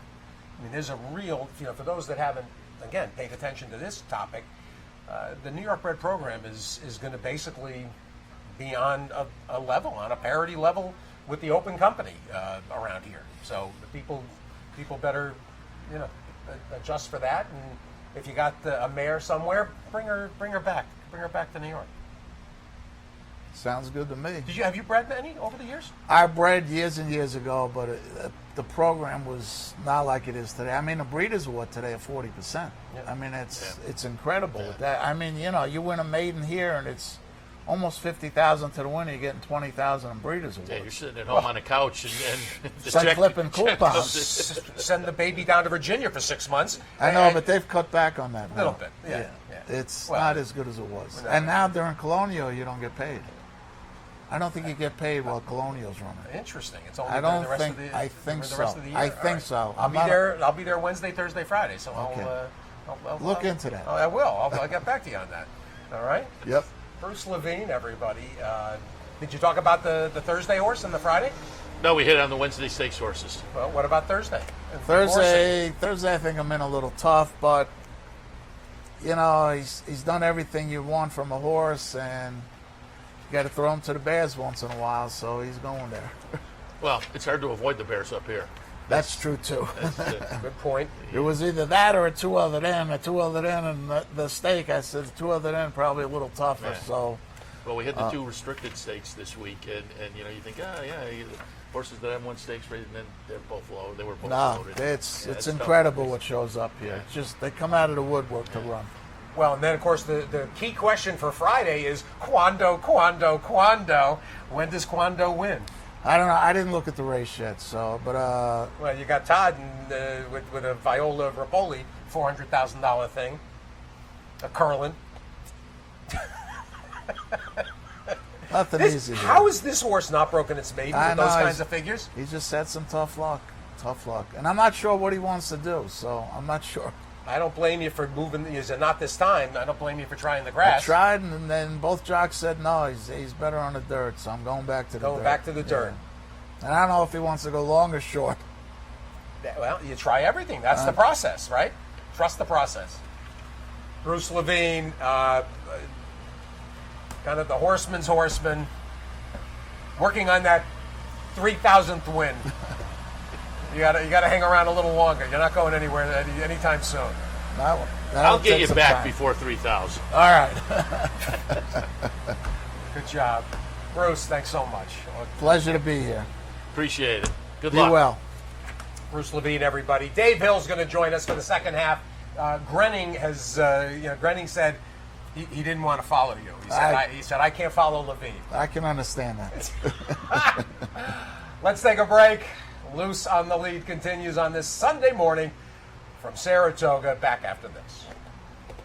We're back on Loose on the Lead on this Sunday. Just finished with Bruce Levine. We're going to shift gears, and there will be plenty of horse talk, but kind of a general sports and gambling and raconteur and rakish author Dave Hill up at Saratoga this weekend, and irresistible to not have you join us on Loose on the Lead. Dave, welcome. Hey, thanks for having me. It's really cool to be here. Well, for those of you that listen to my show, you've heard Dave for years. And in fact, it came up. We had dinner last night with our wives, and it did come up, although we didn't flesh it out, how we even connected originally. I'm not sure either. I think it was you reached out to me after something I might have written, published somewhere about racing, and you asked me to come on the show and talk about it. You were pretty regularly on ABR, right? America's Best Racing. Before that. Was Yeah. it before that? Way Okay. before that. Okay. And Because I've had Dave on the show as well. I said when he sat down, we've done the phone or Zoom when we were down in the studio, talking about the vapors and talking about some of the ABR stuff. And, Yeah. So. Yeah, I mean, even with the work I did for ABR was really, all of it came about because I wrote a piece for Grantland when Grantland first launched that was about racing and about Oaklawn. In fact, the story I wrote for Grantland, this would have been like 2012, was really a precursor to the book. You know, it was a story about my grandmother and my family and about Oaklawn Park. And, you know, I went down there for the Southwest Stakes and ended up writing this kind of piece all about the history of that town. And that story, I ended up writing a lot more about horse racing after I published that story. You know, it was used to be really difficult to pitch to publications like that, horse racing stories, and I felt like that one sort of earned me a pass to get to write a lot more horse racing pieces for Grantland and then later The Ringer. Well, and Dave, you know, for those of you that know Dave's work, it's appeared in the Atlantic, GQ, Esquire, the New Yorker. All the big big names, yeah. No, not Vanity Fair. I haven't written for Vanity Fair, No? but yeah, I've written for a lot of them. Harper's. Yep. Yep. I traveled with the Carnival for Harper's. I don't know. Well, if you that's remember that. one of my favorite. Yeah. One of the things that I mentioned actually when I said you were going to be on the show, you were probably on your way over. One of my favorite parts of Dave's background is your affinity for carnies. I mean, you're a sucker for a carny. Well, I sort of descend from carny blood. You know, my grandmother and my step grandfather were carnies and traveled with the carnival. And you know, Hot Springs, Arkansas is more than just a racetrack town. It's also a big carnival town. It was for a long time. It was where a lot of the carnivals would winter. Oh, really? Yeah. I didn't And realize so there was a big kind of what they call themselves showmen. There's a big showman population in Hot Springs. Even to this day, there's still a lot of sort of old showmen that live in Hot Springs. There's a showman's association there that's a fun place to hang out. Whittington Park. Yeah, right next to Whittington Park. And so the carnival culture is also a part of Hot Springs as well, and it makes sense. I mean, there was a place that, because of the races, the horse races and the gambling that was going on, it was more than just horse races, right? Hot Springs' history is that there was a lot of illegal gambling going on there for a long time. It was a great place for carnies to kind of hang out in winter and still get to shoot dice and hustle people. Well, and you love anything that constitutes. Can I call it a dodge? I mean, you like and are drawn to, rakish activities. I think is a fair way to frame it. And the Vapors, the book, we should put up the graphic of the Vapors, and I certainly from the appearances on the show with me, you sold plenty of copies of the Vapors. But if you haven't read it, give everybody a little bit of an idea about the book. I'll give the subtitle here: Southern Family, the New York Mob, and the Rise and Fall of Hot Springs, America's Forgotten Capital of Vice. It's quite a mouthful. It's quite a mouthful. I'm surprised that they let me put all that in there. But, it's the other thing that's great about it is that it's very search engine optimized. You get all the topics in there. Yeah, so you're gonna find it in a lot of Google searches. But the book, The Vapors, is about it's about Hot Springs, Arkansas. A lot of the people who watch this show are probably familiar with it. It's where Oaklawn Park is. But Hot Springs has this history that's quite colorful. I mean, Hot Springs was Las Vegas well before Las Vegas was Las Vegas. Hot Springs was America's gambling capital up until probably 1968. And I know that's kind of crazy for some people to think about because a lot of people associate Vegas with the 60s and the Rat Pack and everything like that. But even in the 1960s, Hot Springs was still bringing in more visitors and was really kind of a bigger draw for gambling tourism than Las Vegas was during that period of time. In fact, one of the things I sort of talk about in the book is how it's only the closure by the government of Hot Springs that allows Vegas to really take off in the late 60s and early 70s. So it's a story about how that came to be, how Hot Springs became sort of the America's first Sin City. But it's also a story about my own family and their sort of minor involvement in all of this as well. And there's horse racing in that book, but there's plenty of other stuff too. Well, and the Vapors itself, and in the image of the book, you see in one of the letters, kind of the old style postcards. the nightclub, the Vapors, and well before I ever got to Hot Springs, well before I got to know you, I knew of the Vapors because of Bill Clinton's mother, Right. who held court basically, right? I mean, she was. She was a regular at the Vapors. Yeah. Her name was Virginia Clinton Kelly, and she was an anesthesiologist at the local hospital, single mom, and she was a well-known gambler and hellraiser in Hot Springs. You know, she was unapologetic about it even after Clinton was president. You know, she's very unapologetic about it. She loved the horse races. She loved going to the casino and gambling, and she loved to tie one on occasion, and she was sort of well known all through Hot Springs. It's interesting because I make a point in the book that, like, my father and Bill Clinton were born on the same day, and they grew up on the same street, and they had very similar circumstances, being raised by single moms who were kind of party animals. You know, it's interesting that, like, you know, my grandmother wasn't able to really keep it together as well as Virginia was, and so my father and Bill Clinton had very different trajectories in life, and I think a lot of it is because some people are able to, have a good time and still have still keep their life in check, and some people aren't. I had you on the show after the Vapors came out, which got great reviews, and you can pick it up online. I have a graphic with your website as well, where people can link to a lot of the articles you've written. Also, they're worth a look. But I had you on because there's so much parallel between Hot Springs and Saratoga. With the early days, we had the casinos and the illegal gambling going on here, the spas and whatnot, and then subsequently the racetrack that became the focus of the city. So, Sister cities, Yeah. in fact. They've got that. It's really, the first time I came to Saratoga Springs, it felt so strange to me because it felt very familiar, Yeah. yet so different. It feels like Saratoga Springs is like a Hot Springs where people have money. You know what I mean? Like it's clear that there's very similar histories here.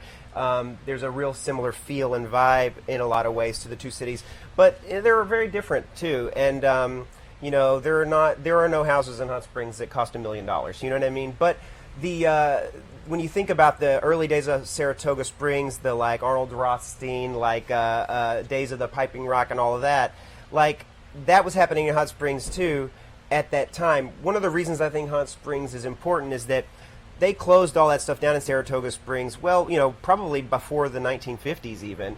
And there were a lot of cities like Saratoga Springs and like Hot Springs around America. Not all of them had horse Newport, racing. Kentucky. Yeah, there was Newport, there was Phoenix City, Alabama, but even places like Palm Springs, even places like Miami, like there was a lot of Fort Worth, Texas, there was a lot of illegal gambling going on, and this was a big business.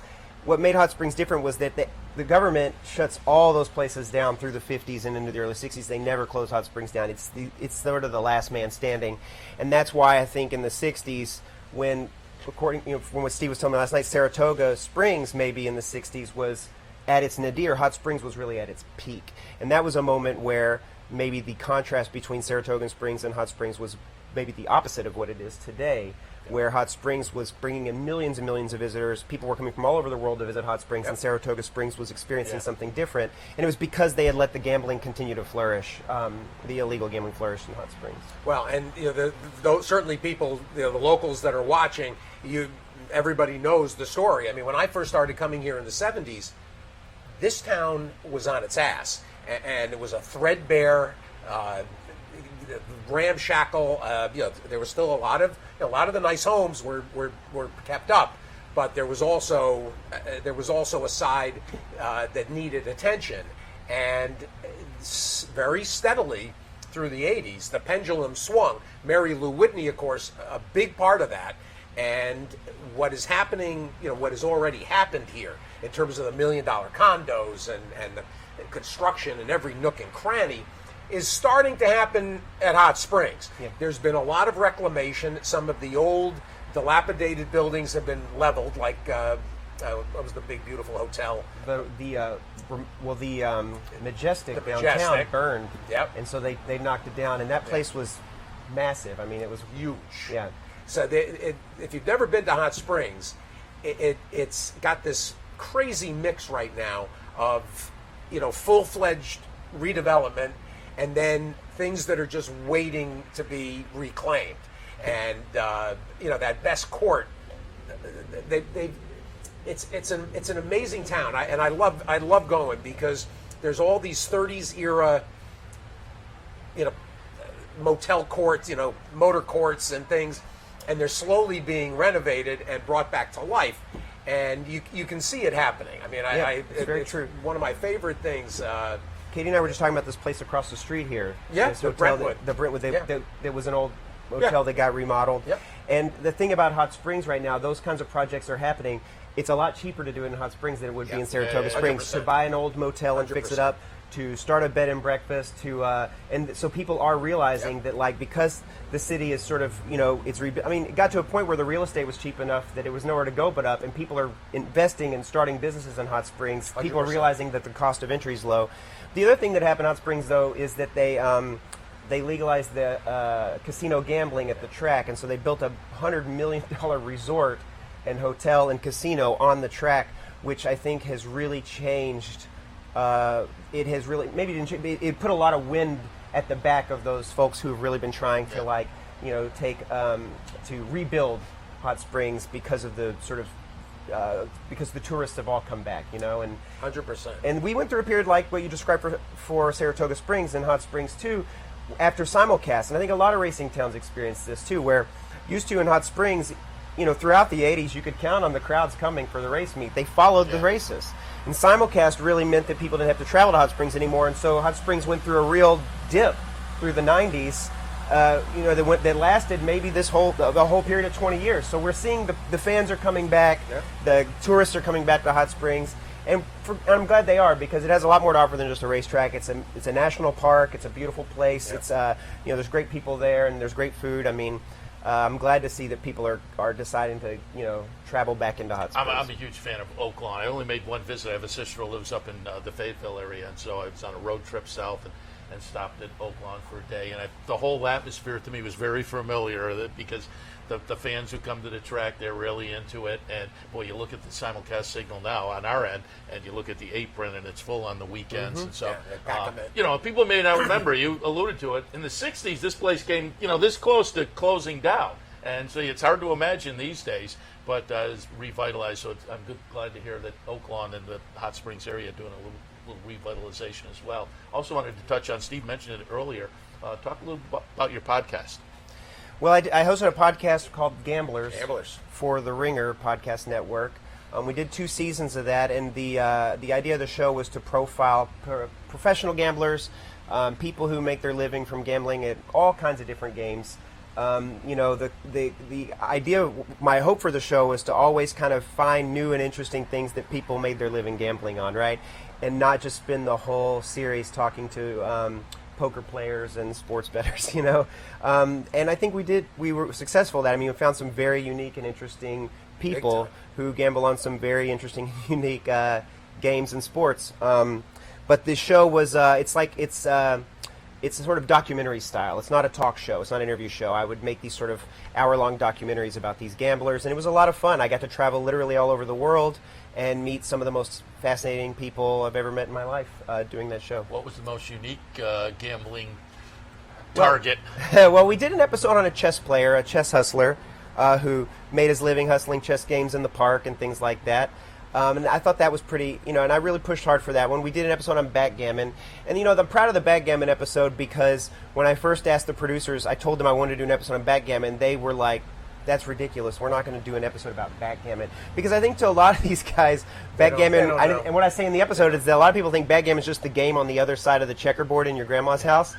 And they didn't understand that, actually, every top gambler in the world plays backgammon. It is something that, in the backgammon, I went to the World Championships in Monte Carlo, and, it's a gathering of some of the best gamblers in the world, not just at backgammon, but at any game, whatever their game is that they play. I mean, there's poker players, sports bettors, all these people that I met, they were successful gamblers, they were stock investors, whatever, but they all play backgammon. It's like a passion for them. So I felt like backgammon has to be in this series because among the sort of gambling, the hardcore gambling,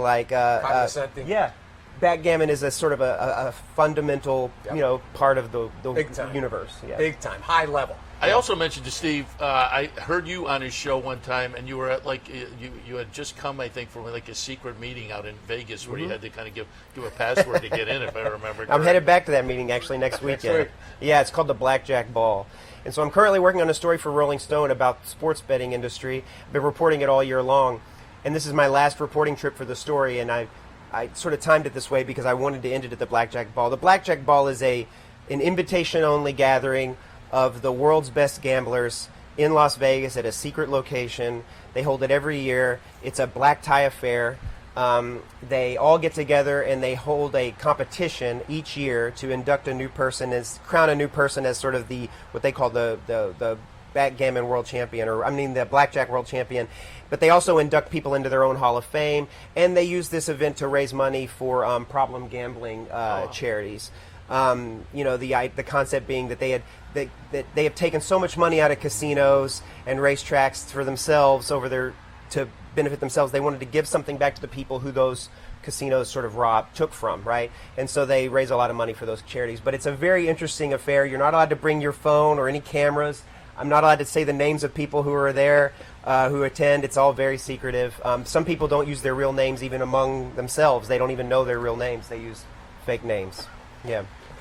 With that as the backdrop, and this story that you continue to research and work on, I want to get in a little bit about the work you've done and the attendance at essentially gaming symposiums and conferences during the year. And you've attended a bunch of them, and you've got some revelations about what's going on in the sports betting arena.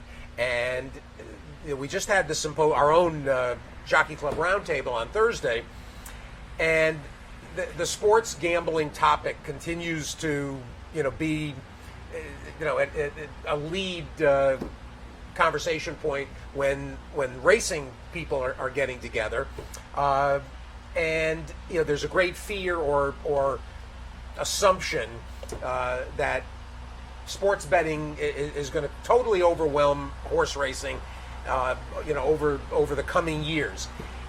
And personally, I haven't bought into that at all. And there's evidence, in fact, that it will be left standing, much more so than the sports betting machinery that's out there. Bring everybody up to speed, Dave, on what the landscape looks like right now and where it's headed. Well, it's interesting. When I got this assignment to write this story at the beginning of this year, the idea, I think the reason that they wanted the story was because there's a lot of interest in this topic by sort of the lay public, the square sort of non-gambling public, because they see all the ads on TV, they see all their relatives on their apps, and they feel like it's just all of a sudden everywhere, and they're inundated with it. So there's this perception that sports gambling has just sort of taken over sports and it's just. But what I think I've learned over the course of this year is that we actually might be at the beginning of the end of what we've seen. That they did a lot really quickly, and that the wave is crashing back over, so to speak. The big players in the sports betting industry already have their eyes set on what's next, and for almost all of them, what's next is ideally going to be iCasino. So in a lot of the states that now have sports betting, these same operators are trying to figure out how to get licensed and how to pass legislation to legalize iCasino. And that's what they really want to move into, because that's where they can essentially make real profits. I think what a lot of these bookmakers are figuring out, a lot of these American companies like FanDuel, DraftKings, and whatnot, forget about the European companies who originally tried to control this industry and then hit the road when they saw what kind of tax rates that we were charging these companies. They went back to Europe. I think what they've all sort of learned is that you actually can't guarantee money when you book sports. You might, you're gambling when you're a bookmaker. In Las Vegas and Nevada, where we've had sort of regulated bookmaking forever, once upon a time, all the bookmakers in Las Vegas weren't even in the casinos. They were out in their own little sort of standalone shops, the Leroy's, those kinds of chains, Caesars, that had these sort of like kind of hole-in-the-wall joints where you could go and bet on sports. You couldn't bet on sports in the casinos, in the big casino properties. And then once the Stardust brought the sports book in, and they started bringing them into the casinos, it was still always seen by these big gaming companies as an amenity to their customers, not as a way to make money. As a profit center. In fact, it might have been a loss leader. Yep. So they were willing to offer sports betting to their customers as an amenity, the same way they offer a buffet, or they might offer something else. But what they really wanted was for those sports bettors to walk past all those dice pits on their way back to the parking lot. That was the hope, is that if you win a bet on sports, you're going to have to go past the blackjack tables and the slot machines your way out.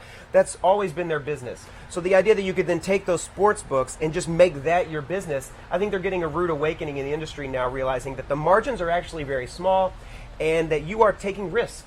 And I think a lot of these companies don't want to risk. They don't like taking risks. They want to guarantee profits. Well, we're all out here betting thinking that we actually can win. And the problem is that when we win, they take a loss, versus at the racetrack with pari-mutuel system, where the racetrack actually doesn't have they don't have that concern about the gamblers. So I do believe you're right, Steve, that that there's a shelf life to how long we'll see the growth in sports betting. And I think horse racing's already sort of proved its mettle in terms of how long it can last. Well, and I've maintained from word go that people were going to get ground up in the sports betting landscape, and that it was incumbent on our industry to advertise and merchandise that, hey, over here, you got a real chance to win. Yeah. And you want to bet a little to win a lot, this is the game for you. If you want to put some work in, because we all grew up, guys, all of us, Seth and me, I'm 64, thinking, gosh, if I could bet on sports, if I could bet that football game this Sunday, I could kill it. Everybody grew up with that. Well, now you can, and everybody's like, Jesus, why am I not winning?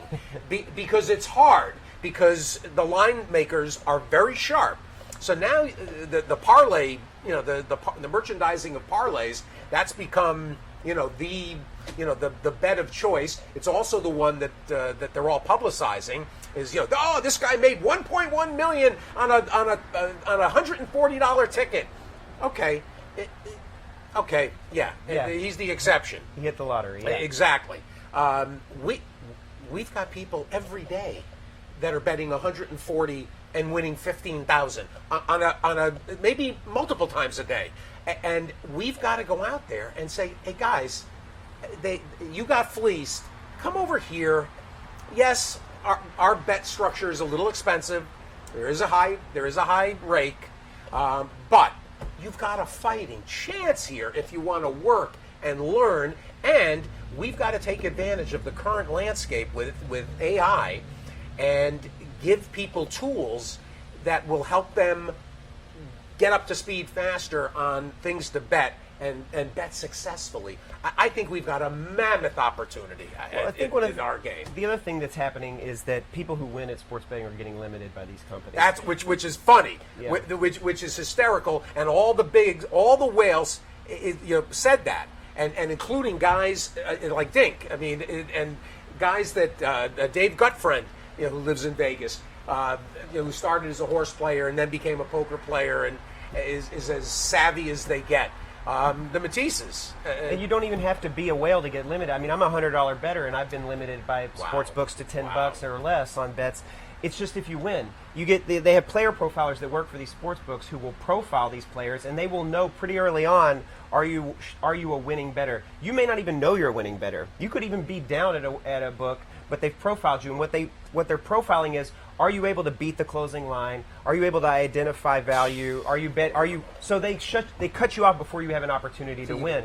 So that's another advantage I think that pari-mutuel system has over the traditional bookmaker, is that nobody's ever going to be limited at the racetrack. If you want to bet 5 dimes, you can bet 5 dimes. No one's going to blink an eye. In fact, they would love your action. Exactly. So these modern sports books we have right now in America, these regulated sports books, are developing a bad rap because yes, on one hand they're limiting winners because that's part of their bottom line, is to make sure nobody ever wins a dime. But then they're also trying to create more losers with these products, like you mentioned, parlays and same-game parlays, which are massive hold bets, and it's the number one product that they're pushing on people because it's such a big profit margin for them. And so these things are very difficult to beat, if not impossible to beat long-term. But they're popular. People love them. Why do people love them? Because gamblers, new gamblers, people who are first getting into sports betting, are dazzled by this idea of bet a little, win a lot. They actually think you're a sucker if you bet a lot to win a little, even though that's what most professionals do.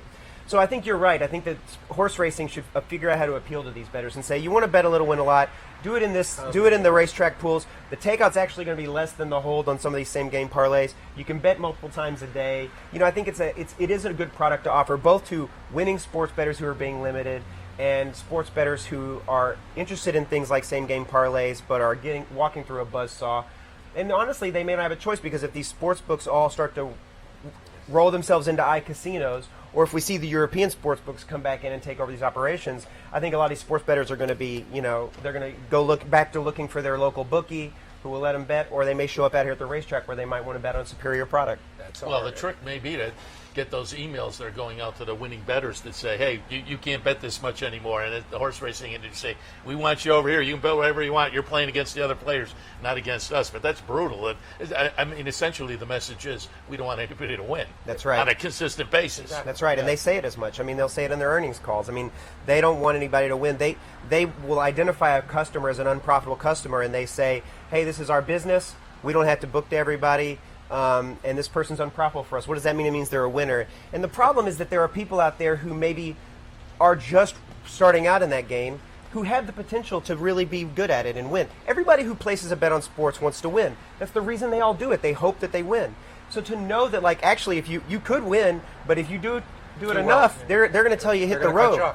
Hit the road, hit the bricks. I mean, telling somebody they can only bet $5 on a side or a total is essentially saying we don't want your business. That's what they're saying. Yeah. They're not saying these companies don't need a $100 bet. If I'm only betting $100 on a WNBA game, I'm not going to break ESPN or Fanatics. They got the money to book my $100 bet. They're telling me we don't want your action. They're not saying we can't stand to lose a $100 bet. And horse players think that they're badly treated. Listen, right? That's the message here, and we have got to seize on it as an industry and absolutely exploit them.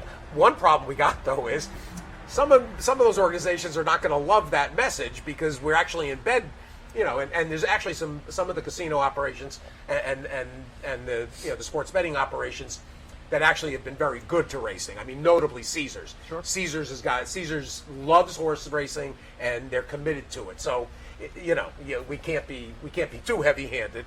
I think Caesars is a good example of a company that maybe is trying to look for an exit from sports betting. I think they're one of the companies who have said very publicly, hey, we're trying to figure out what's next. I think a lot of the major gaming properties that got into sports betting, like Caesars, MGM, they are recognizing now, because in all these situations, like MGM has a separate company that handles sports betting from MGM that handles their. In all these cases, I think they're all looking for, okay, how do we then turn this into iGaming? FanDuel and DraftKings, who have all the market share, who are not traditional gaming companies, they're also figuring out how to get iCasino, right? They want to move into that too, because even though they have all the market share, they're not making any profit. So this is the sort of the state of the industry right now. Now, I could be wrong. In 5 years from now, we could see a completely different picture where it could really all blow up. One of the things that could blow it up is this thing called sweepstakes betting. I don't know how much you want to get into this, but now there are companies who are operating unlicensed sports books using sweepstakes laws, like the laws that'll permit companies like McDonald's or something to have a sweepstakes, where they're having sports books that are completely unregulated, where players are able to play and they're arguing that they have a legal right to do this under these sweepstakes laws. And these companies are growing, and these major licensed sports books are looking at this and they're saying, okay, that's probably the future. This is our competition, right? This is a gray area that's going to get regulated. Like the feeling is they're not going to shut this stuff down. They're just going to regulate it, and these guys are all going to be because that's what happened to sports betting. DraftKings and FanDuel were daily fantasy sports companies that were operating in a gray area, and rather than shut them down like they did in New York State, in New Jersey they said, hell, let's regulate it. Let's make it legal. And that was the beginning of what we now see happening. So they're doing the same thing now with the sweepstakes model. What could prove what I'm saying wrong, that this isn't the beginning of the end, is that the dam may break open and we may see that there just will be these unregulated books will spread, and all across the country we'll have these big sweepstakes sports book companies, and it could be a whole different paradigm. So either one of those two things could happen. Well, and the sweepstakes concept, if you go back, and for those of you that are old enough to remember the Grand Union game and King Cullen, the horse racing game, where you would get, like you mentioned McDonald's, McDonald's had the thing with the Olympics, with the Olympic, right? And the Monopoly game. And the Monopoly game. Well, for years there was a merchandised horse racing game where you go through the register and you'd get like a scratch-off card that would then you'd watch Calder, I think. Old Calder on the tartan surface. Yeah. And if during the week you got 3 cards that said 7, you knew 7 wasn't going to win one of the races on Saturday night. They'd have a half-hour show the races. You'd look at your card. And when I was at Procter & Gamble, we used to have to do this. we were not in the main headquarters. We were in a separate building called the Dixie Terminal in Cincinnati, on 4th and Walnut. And as it happened, we were on the 6th floor, and the legal department was on the 7th, and there was a stairway. So everybody from the main office, from Procter & Gamble's GO, would have to walk like 8 blocks over to legal to get the sweepstakes, whatever sweepstakes you were working on, approved. We could just walk upstairs and get them approved. It's truly a fascinating development, and we've already seen in Jersey. We saw one sportsbook, Profit Exchange, has surrendered their license, which they spent a lot of money to get, so that they could become one of these sweepstakes sportsbooks, and they're now developing their product into sweepstakes model. These companies that are getting involved in the sweepstakes space are daring the government to come after them. They want a case. They want to go to court and fight this thing in court, because I think there's a sense that if someone will take us on, we can get this thing to the Supreme Court, just like with PASPA, and we can get this thing passed. We can just create nationwide sports books, national pools of liquidity, and that could change things too. So I think we're at the beginning of the end of the current iteration of sports betting in America. What the next iteration looks like, I don't know. It's either going to be a lot worse or it could be a lot more interesting, but it's going to be a lot different than what we currently have, which is a product that doesn't work for anybody. It's not working for the sports books, and it's not working for the bettors. Well, and it's I'll say again, it's incumbent on horse racing to be in a position to capture the falling walnuts. Yeah, and if DraftKings, you mentioned this last night, if DraftKings has their way and they're able to institute this, they want to now pass the taxes on in the high tax states to the customers by taxing your winnings, so that because they pay high tax in a state like New York, which they agreed to, right? They had a bidding process almost for the tax rate, and they wanted in New York so bad they agreed to a 51% tax rate, which is now killing them.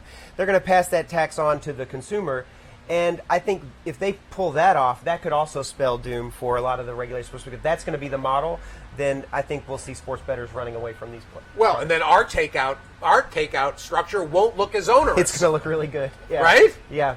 If we can get more, if we see this, I tell you, if there was a moment for the industry to adopt a universal takeout approach, maybe it's 12% on whips, 15% on big multi-race wagers, 18% on small multi-race wagers.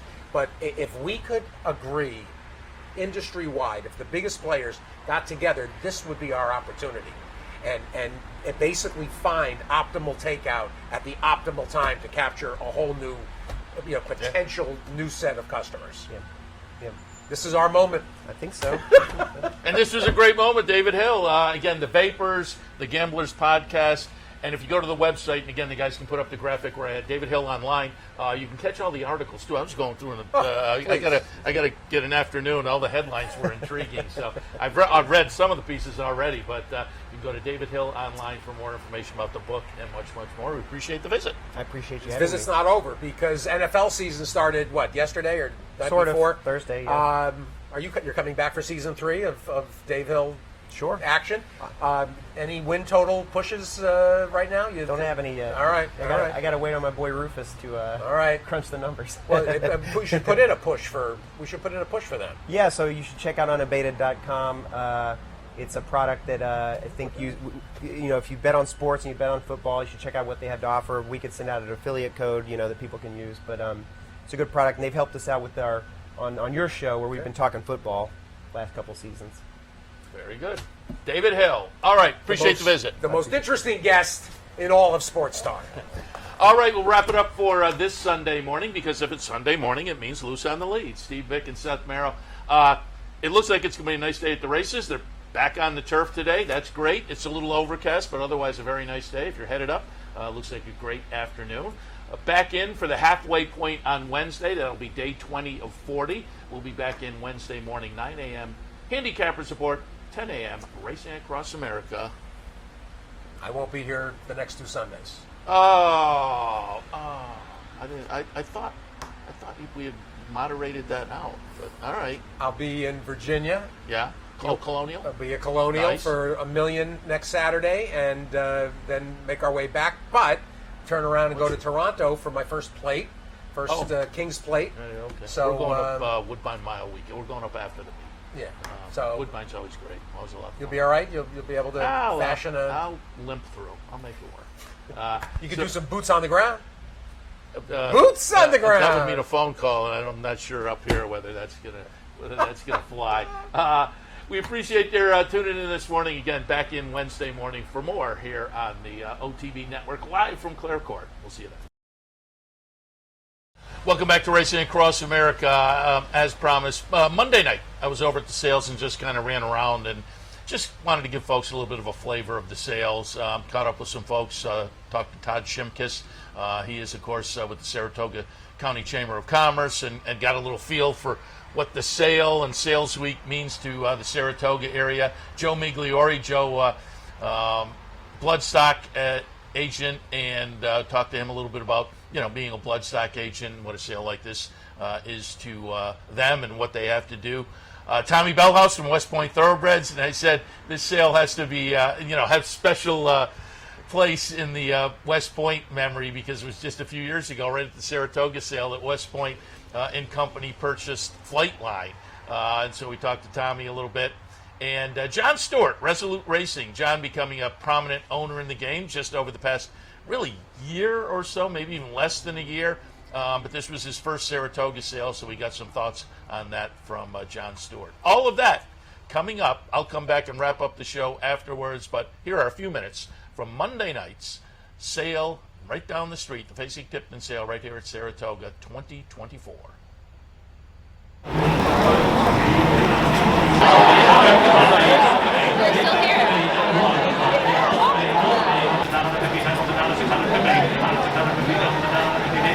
So what I don't think people realize is the weekend of the Whitney and the sales is our biggest weekend in Saratoga Springs.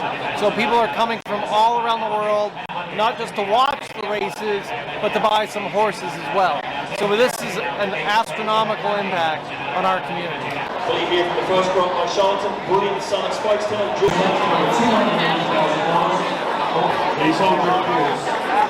Yeah, look, it's a week where you're going to do a lot of work. You're going to look at a lot of horses. You're going to try to look at almost every horse in the sale. And, the select sale is a premium, product that you're obviously going to have to pay up for. So if you're going to purchase something here, you have to know that you're, making the right choice.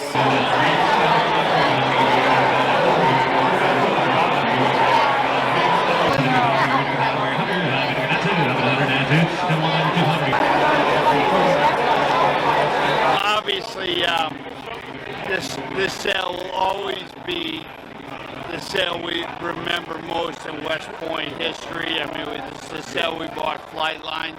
I've done a few of their commercials where I say this is where you buy a dream, and it's true. It's a very select, high pedigree,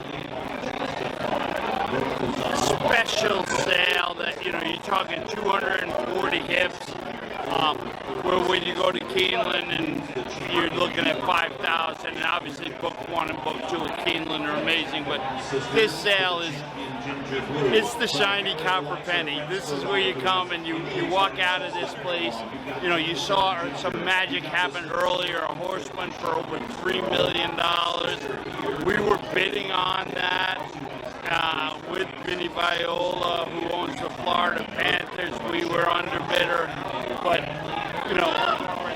Zidane and Bob Baffert bought it, and you're looking at just an amazing sale where every single horse has a great pedigree, and if it doesn't have a great pedigree, it's the most insane individual you've ever seen. Look, I've been impressed with Saratoga since I came here, and we won the New York Stakes with Didia, and so just really like everything about the atmosphere, really friendly, and it's kind of quaint, like atmosphere, and it kind of like old school, like horse racing, with all the fans and everything being out there.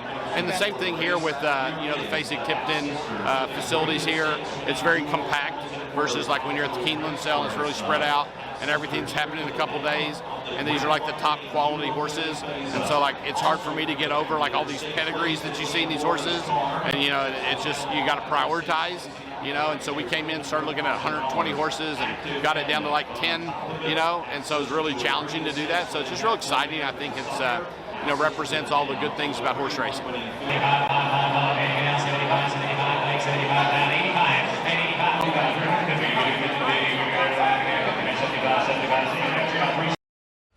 again, that was Monday night. Tommy was saying when I talked to him, West Point hadn't yet gotten something at that point, but they subsequently did pick up one or more, I know, on Tuesday night. So they got in, and plenty of other people got in as well, as it was Boyd Browning in a subsequent press release from Basic termed the sale remarkable. Sales toppers, you saw there, $3.4 million for a Not This Time yearling. The gross sales gross $82 million. The average $553,000. It was remarkable. A good word as you walked around the grounds on Monday and Tuesday. There were fireworks going off, and it was a lot of fun being over there. Always touted, if you've never gone to the sales, come on up next year, or the weekend for the New York bred sale, which has become popular as well. But if you're coming up next year, you can walk around the grounds. You saw all the people out in the backyard watching the horses in the the sales ring out there walking, and then in the pavilion as well. A lot of fun. There's a bar there, and you can enjoy that. So again, it's worth the visit. But as I say, Sunday and Monday, the New York bred sale. Sunday it'll kick off. I wrote the time down. Sunday kicks off at 7, and Monday daytime it'll kick off at noontime on Monday. So again, the New York bred sale has become popular over the past few years as well. And I remind people, the sales pavilion literally 2-3 blocks down East Avenue from the racetrack. So if you know where the racetrack is, you will easily find the sales pavilion. Saudi Crown. He hits the top of the stretching command. Magic Tap coming up the rail. Reincarnate spinning his wheels. Needs to do a bit better. Dreamlike is flying late. Il Miracolo with a shot. Saudi Crown has led every step of the way. Can he take them home? There's a 16th left to go. Saudi Crown on the outside. Dreamlike flying, but it's a coronation for Saudi Crown in the Pennsylvania Derby. He gets the win over Dreamlike, and a photo for the Shoto. Final time 1:50.3. Hold all tickets until race 13. The Pennsylvania Derby is official.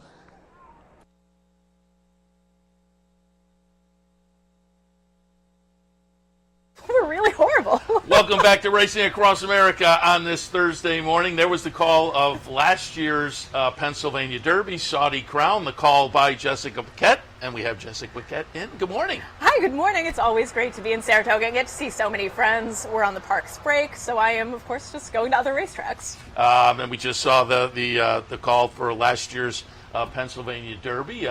I'm guessing first grade 1 call? The Cotillion, the race right before, was my first grade one. But yeah, those were the biggest races I had ever called.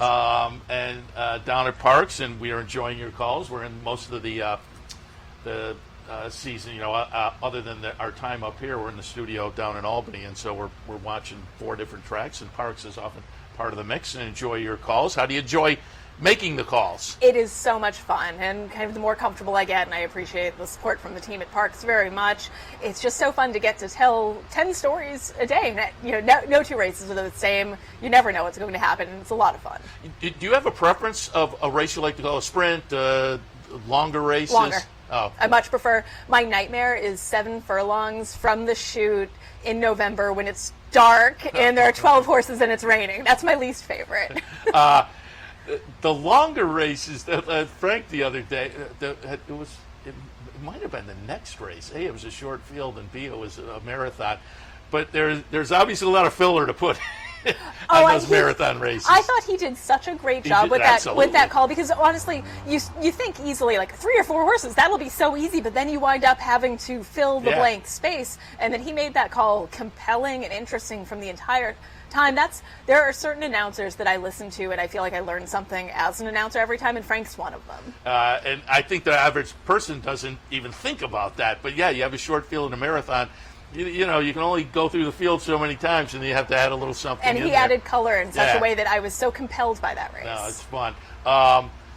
Big races like Pennsylvania Derby or the Cotillion, do you kind of play out how it might play out in your head and come up with a little something maybe? I try not to, kind of in general, because then you get locked into how you think the race is going to go, and that can really make you look a little bit silly as the announcer if you're really anticipating too much. I mean, I don't want to be surprised by anything, so I have a basic idea, but I try not to have anything planned. Yeah. But again, we listen to you when we're in the studio and doing good work down at Parks, and I pulled up a shot from your Twitter feed because you are on the Parks hiatus, and you had the beach blanket, and I was very envious. If you tell me it was in Maine, I'll really be envious. No, it was in Plum Island, which is in Newburyport, kind of a town over from where I live in Massachusetts, but still a very nice beach. I'm very much enjoying a couple of weeks off, and you can tell where my heart always is. The best racetrack giveaway ever was that Suffolk Downs beach towel. Oh, beach towel would be a pretty good giveaway. Monmouth did one this year for Haskell Preview Day. That's also a good one, too. They give away tote bags up here and umbrellas, and we've had caps over the years. I think beach towel is pretty good. I always say my worst racetrack giveaway, a few years ago we were down in Florida covering the Florida Derby, so Pompano was still going, so I went over to Pompano. They gave away a cake plate, and I didn't even know what it was. It was like a big plastic thing, and they gave it to me, and I'm like, yeah, it's a cake plate. Like, a racetrack go with, so. I can't think of the typical racetrack patron as a big baker. Or wanting to carry that thing around all, that was my low end on the racetrack giveaways. Though I was told on Twitter to get back in the kitchen once. So nice. Let me also hit on again. I'm envious with the vacation. When do you guys go back? We go back August 19th, a week from Monday. Then we have a full week of racing, Smarty Jones Day on that Saturday. Like preview day. Yeah, and that should be a fun day. Then Pennsylvania Day at the races the week after. So we're kind of back with a lot going on. And I asked you when you sat down and you verified September 21st, the big day, and it's late. Stakes laden, obviously Pennsylvania Derby Cotillion, but a big day down there on the 21st. It's a huge day. I'm really looking forward to that. And the most fun thing is watching all of the Triple Crown races and then these latter half of the year 3-year-old races and being like, who do I get to call? Which one's coming for my race? And it may help sort things out because the 3-year-old picture so far has been wide open. Dornoch now has kind of, with the Haskell win, maybe asserting himself a little bit, but I still think by the time Travers and Pennsylvania Derby, they'll help sort things out. It's a really fun group of horses. I mean, with no big superstar, I think both as a handicapper, horse player, and a fan, it's just an exciting group, and you have to think a bunch of them run at 4. Yeah, looking forward to both of those big races. And it may be a situation where they don't define themselves until they face Older right at the end of the year, but it's certainly been intriguing so far on the 3-year-old side. And Pennsylvania Derby will help to sort that out. Let me touch on something a little more serious. I saw this when you originally did it just, 2 or 3 weeks ago. It was on social media. I pulled up a little of the video of the Jockey Forum on Mental Health that you moderated the panel. And I applaud the guys who went and sat down and talked about it. It's become kind of an issue that has come to the forefront really just the past year, maybe year and a half. But again, if folks want to find this, you go to the Parks channel on YouTube, and you'll be able to pull it up, and it's worth a watch and a listen. Talk a little bit about the impetus, what brought it about. So I really appreciate you helping me promote this. This is a thing that is near and dear to me. Some people know I broke my back in a riding accident almost 3 years ago, and for me, the physical struggles were significant. I couldn't walk for a few days, and then was in a back brace for about 4 months. And for me, it was the time in a back brace on my couch for 4 months. It was really hard for me. And that got me thinking and talking to a lot of jockeys because they were the ones who understood what I was going through. I just found I was depressed. I'm a very active person, so being so inactive was really, really difficult. And it was jockeys that helped me the most, both with physical tips and ways to kind of fight the boredom and fight the sads. And this was a way for me to try to give back to the help that they gave me, but it's also just such an issue for these men and women. It was a cause near and dear to me, and I appreciate that Parks really gave me the creative free rein to put this project together. And I really admire the men and women that were so candid in the interview. It's a hard thing to talk about, and it went better than I could have hoped for. And I hope everyone, I know it's long, it's about 30 minutes long, but take some time and watch it, and it kind of gives you a little bit of a perspective into what these folks go through before, after, during races. And another thing that was important to me was to showcase men and women at a smaller track and a smaller circuit because they don't have the same resources that some of the guys that are topping the standings nationally do. And it's really kind of almost a different career for the guy. It The guy's here, and at 4 other tracks around the country, maybe, as compared to the majority of tracks around the country. They're playing for different purse levels and whatnot. But it was interesting, great idea. As I say, it's come to the forefront the last year and a half or so. If you go to the Parks YouTube channel and then click on that videos link, it'll be in that list there. It's worth a watch. And so, nice job Thank you. there. Certainly. Also pulled up a little video. Again, grabbed a few seconds from your Twitter feed. You are a show person on the jump scene. And I know you've been bouncing around this summer. I ran into you a little bit earlier here, and I said, "Come on over tomorrow morning." You said, "No, I'm out doing a horse show." So you've been jumping around. How's it been working out so far this summer? Oh, it's been great. We were supposed to actually go to Vermont, which is about an hour away in Manchester, in a horse show, and I was going to stay here, horse show all week, but the weather has put a damper on a lot of people's plans, and kind of much like in racing, when you get disappointed that something comes off the turf, we also get disappointed. For me, the footing is good. We compete over a synthetic surface, so it does take water a little bit better than a conventional dirt surface does. But I'm always a little hesitant when it gets too wet, too sticky. Like, we have to protect our horses. We are the ones that advocate for them. My horse, Emilio, also known as Yellow, he would say yes to anything I asked of him. So it's my job to say, maybe this isn't the right time for him. There'll be another horse show. There'll be another day. But we're having a great summer. How long have you been showing horses? I've been showing horses off and on I showed as a kid a little bit and then took a lot of time off and then once I became an adult with grown-up money, I could do it again. So I got my first off-the-track thoroughbred about 15 years ago. That's What a Trippy. And we competed for quite a few years. He wound up being kind of a horse of a lifetime for me and taught me a lot about being a horse person. And then a couple of years, I had my accident, broke my back, and then Trippy had retired by that point, so it was time to find a new horse, and I got Emilio, who is a half Clydesdale, half thoroughbred. I've had him for almost 2 years, and he's just wonderful. When you get a horse like that, do you look for a horse that already has had the training to do that, or do you have to go through the entire training process to get them out to a show? I've done both. So with What a Trippy, I kind of made him up myself with the help of a trainer. We did, he came right off the racetrack, so he learned everything right along with me, and that is a really rewarding process. But now, kind of as I'm a little bit older, I don't hit the ground quite as well as I used to, and after my accident, I wanted a horse that was a little bit more experienced, and Emilio knows more than I do. He's 15, he has been there, he has done that, and he is more than happy to do it again. Yeah, very good. And I will also I asked you if your show horse was the bad horse, because if you follow Jessica on Twitter, every once in a while the bad horse is eating better than I am. Donuts and Pop-Tarts and... like I say, the bad horse does okay. Trippy was, and I call him the bad horse as a term of love, but he was hard. He still is. He's 20 now, but every step of his training and his showing, it was always on his terms. He has a very strong sense of self, a lot of opinions, and he is never shy. There were days I would leave a lesson or a horse show feeling like I couldn't spell horse, let alone ride one. And as they say, it's worth following the Twitter feed just to see what the horse is going to have for dessert that day.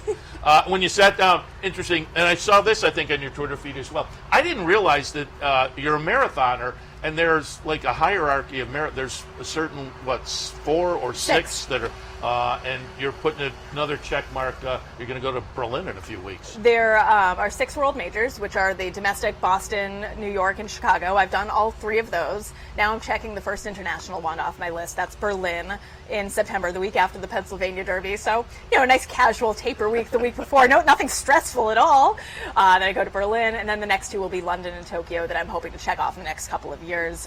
But I'm running Berlin to raise money for Alzheimer's research. Oh, nice. When you are very slow, like I am, you have to get a ticket via charity, so I'm happy to raise some money for a good cause. Very nice. Very good.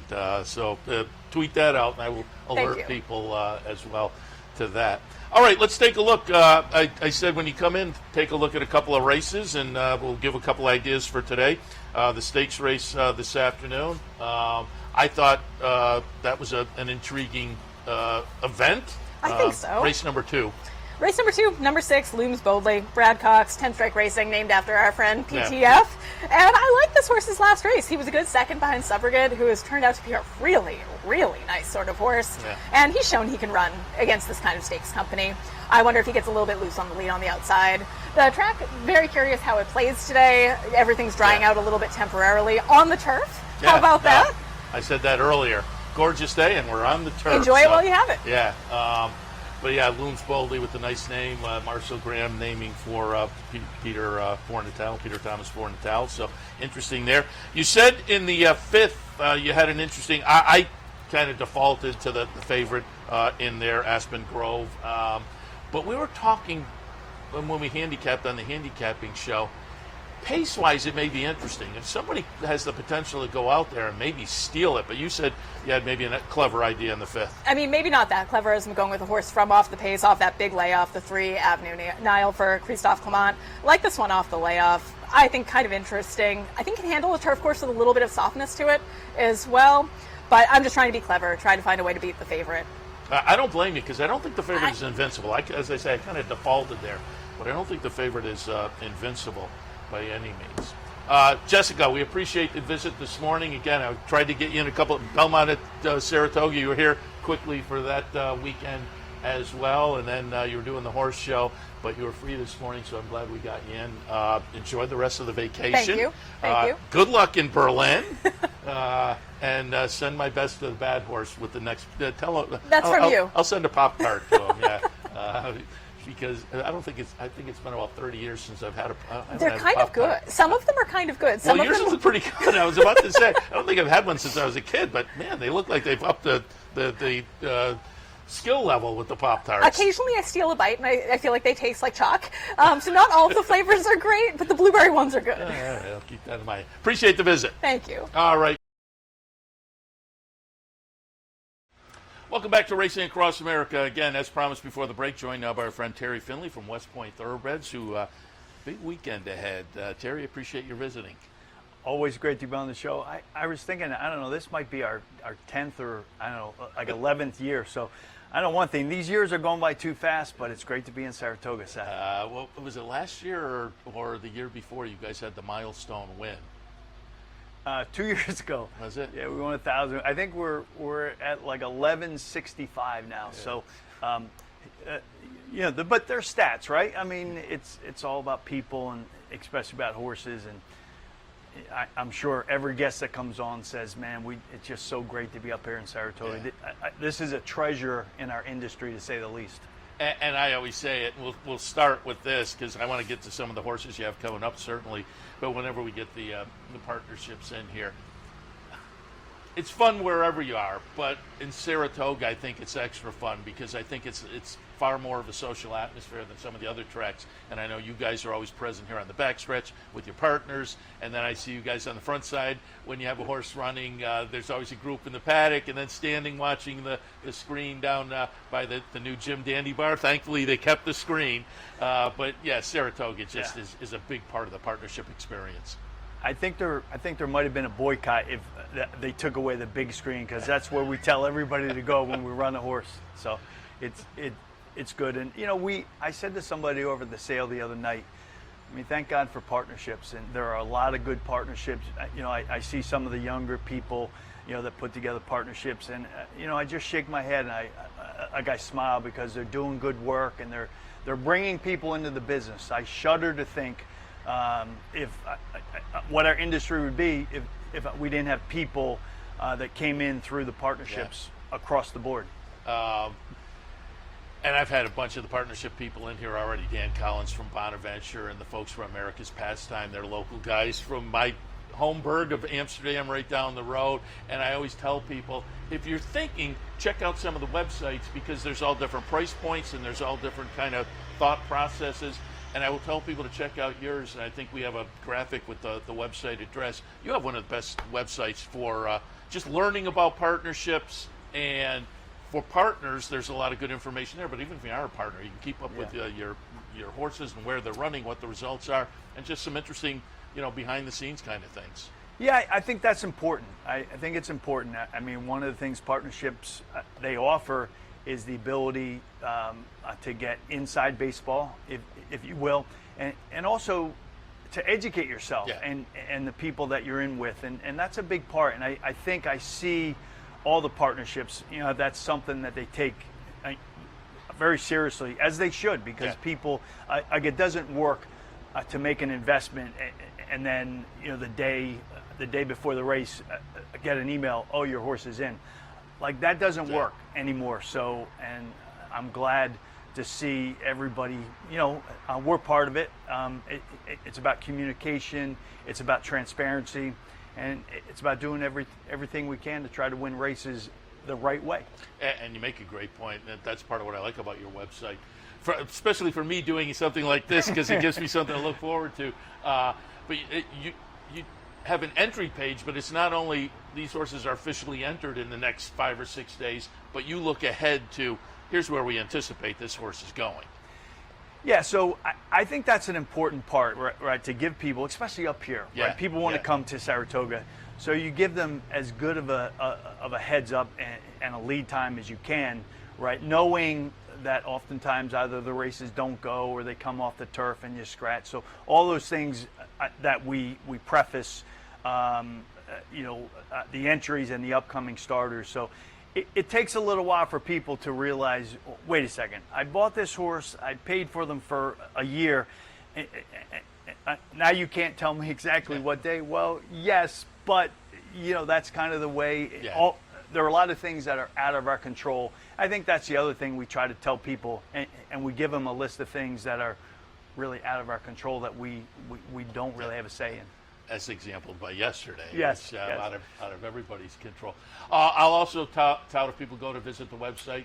You've now got the West Point Thoroughbred podcast with Jason and Joe, so that's a nice addition. We got a lot of media guys on the team, but anyway, they do a great job, and it's really a cool thing every Tuesday to see, you know, I see people that are passionate about the industry and about the company, in particular about the horses, just sitting down and talking. And, you know, it's been a big hit, and those guys do a great job. Yeah, Joe was on earlier. We'll see if maybe we can get Jay in here as well. They're always a lot of fun. I talked to Tommy Bellhouse the other night because I did a little piece on the sale on Monday night. I ran around and got some video and talked to Joe Migliori about the bloodstock side of things. Todd Shimkus talked about how the sale affects the local community. Todd from the Saratoga County Chamber of Commerce. And then I caught up with John Stewart, too. That was fun. But I talked to Tommy, who clearly, I said, this sale clearly has a special place in the heart of West Point. And let's reminisce a little bit a few years back when you guys picked up Flightline right up here, 3 blocks down the street of Basic-Tipton. I mean, 5 years ago, it was interesting because I had my first grandson on August 1st. So I shudder to think if our grandson was born, you know, 4 or 5 days later, I'm not here at the sale, and we don't have Flightline. You know, probably, but everything worked out. The serendipity of life. That's wild. It is. That's a good way to describe it. The serendipity of life is really a factor in the horse business at every turn. You didn't get anything? I know you were the underbidder on the big horse over here, but you didn't pick up anything else? We did. We bought a Raging Bull. Tommy the next night told me that. Yeah. I was standing next to Peter Brandt, and I turned to him. I said, "You're not running me up, are you, Peter?" He said, "No, but that's a beautiful horse, and you know he owns the stallion, and you know he stands at Gainesway, so I think he's a stallion to watch. I think he really is." All right, Raging Bull. You going to play in the New York bred sale? We are. Actually, I just got the short list, and we've always been a big fan of the New York bred program, and I know people. You know, they support the program, and the breeders, they work so hard. You know, you see them over at the sale, and obviously they don't have the khakis and the blue jackets on, but you can see that they're so they're filled with pride with the product, i.e. The New York breds that they're putting out to go to market, and I really do. I love being over there with that group of people, and there's some runners that come out of that sale every single year. It's amazing. It's become far more popular the last few years, and the New York bred program has just, you know, grown and become very worth watching. The New York breds, let's put it that way.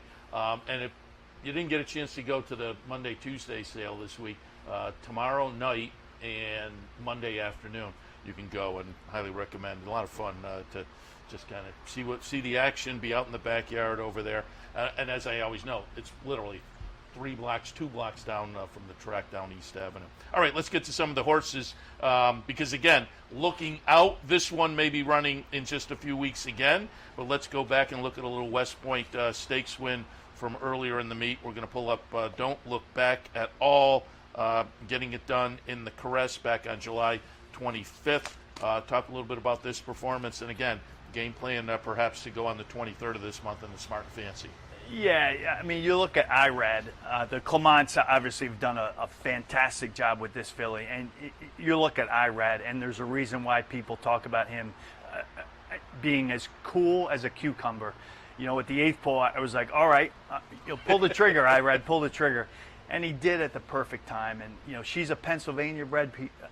She's by Peace and Justice, and we paid $150,000 for her. And I know some people were saying, I can't believe. Look what Finley did now. He paid $150,000 for Peace and Justice, but you know, a great group of partners. And I said, we talked about the big screen. I don't think I've ever been in front of the big screen with the kind of noise and the decibel level at the level it was as they turned for home. So it was a lot of fun. That was a day that I'll remember for a long time. Because as fans, we'd like our horse to be 10 lengths ahead. But for the excitement level, you know, the chart margin here, neck, head, you get a late run like that. That's the kind that really gets the juices flowing, no question about it. And, yeah, I will congratulate you on the $150,000 buy, but now 11 exacta finishes and 13 starts. Not bad. Yeah. I mean, you look at the Clement barn, and, you know, we talk about it. I think Miguel and Christoph, I think they make each other better. You know, they're constantly going back and forth. I know sometimes they argue a little bit, but actually my daughter, you know, we work together, and you know, we argue once in a while, but I really do. I mean, they're such a great team, and they're a great pair, and there's, you know, I think there's super things ahead for both of them. And again, Miguel's been with his father now for a while as the assistant over there, and they are a very good team, certainly. Let's take a look this afternoon in the Saratoga Special. This one going out for Dale Romans. Keep It Easy. We're going to take a look at the Maiden Breaker back on June 27th. Keep It Easy is going to be the number 11 horse here. Talk about this victory, career start number 2, a nice win down at Churchill, and then coming up to face off in the Saratoga Special this afternoon. Yeah, we always liked them. You know, he came off of a good farm. Barry Berkelhammer in Ocala really liked this horse, and he's got some good horses on his farm every year. And so we were a little surprised he was a little flat in his first start. We thought he'd run better. We didn't think he deserved to be 24-1. And so we did make a little bit of money in his first start. Yeah, because the other $45. Our other horse who is in today in the first race, Sandman, was 4-5 in the first start. So, you know, Sandman took all the money, but Keep It Easy just put everything together, and he's trained well up here. It's a really good group of 2-year-olds.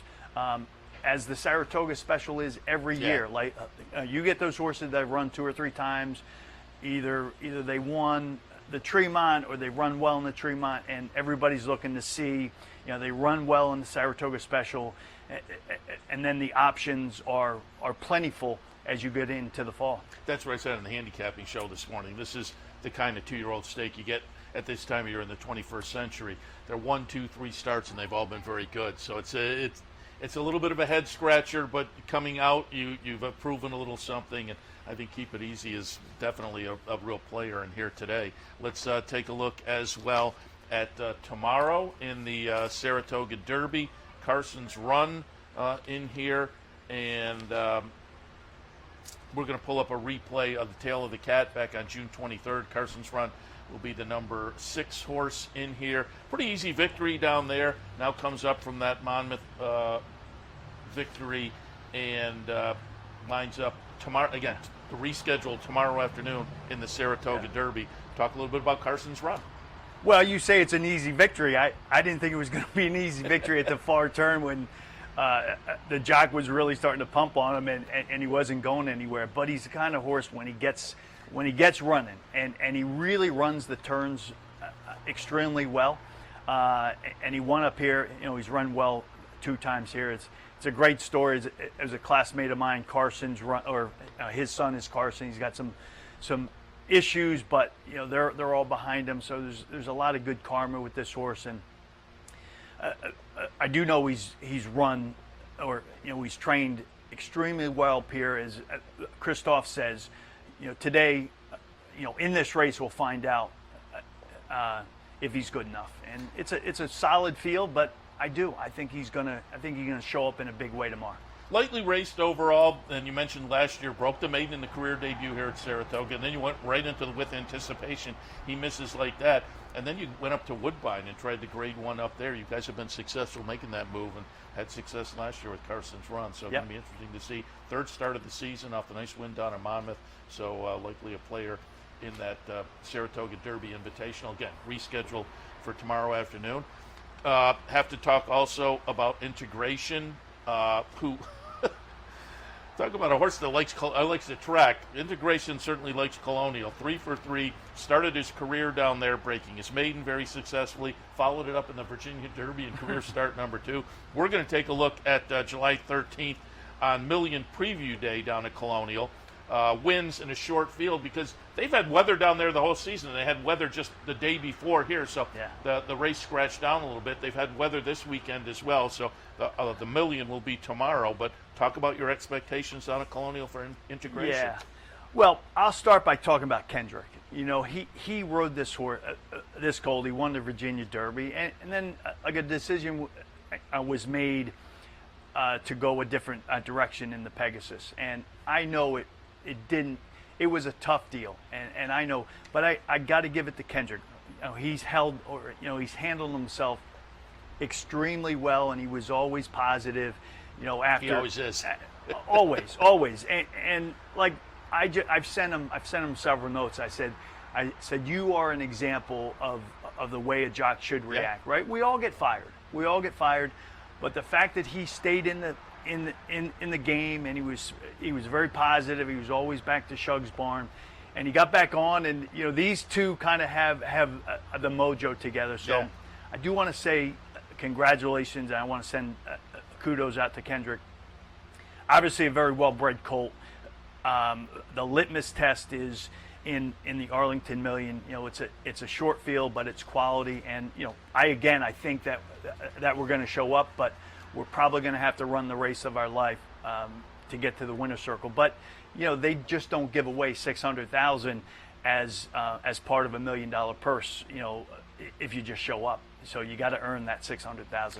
Been working down at Fair Hill, and again had that Million Preview win to go 3 for 3 at Colonial. But yeah, Todd has Talk of the Nation. Charlie Appleby has Nation's Pride. So it's a short field, but it's a quality field. But again, on the horse for a course angle, I think you guys are right in the thick of things down there. I was trying to put those other horses out of my mind, but thanks for bringing them up. I tell you what, friends like you, Seth,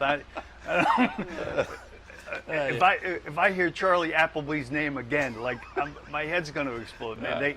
They come with the goods every time, and I give them a lot of credit. But the nice thing is, I think he has to be looking at the form and worrying about you. I hope so. I hope so. So there you go. It all goes around.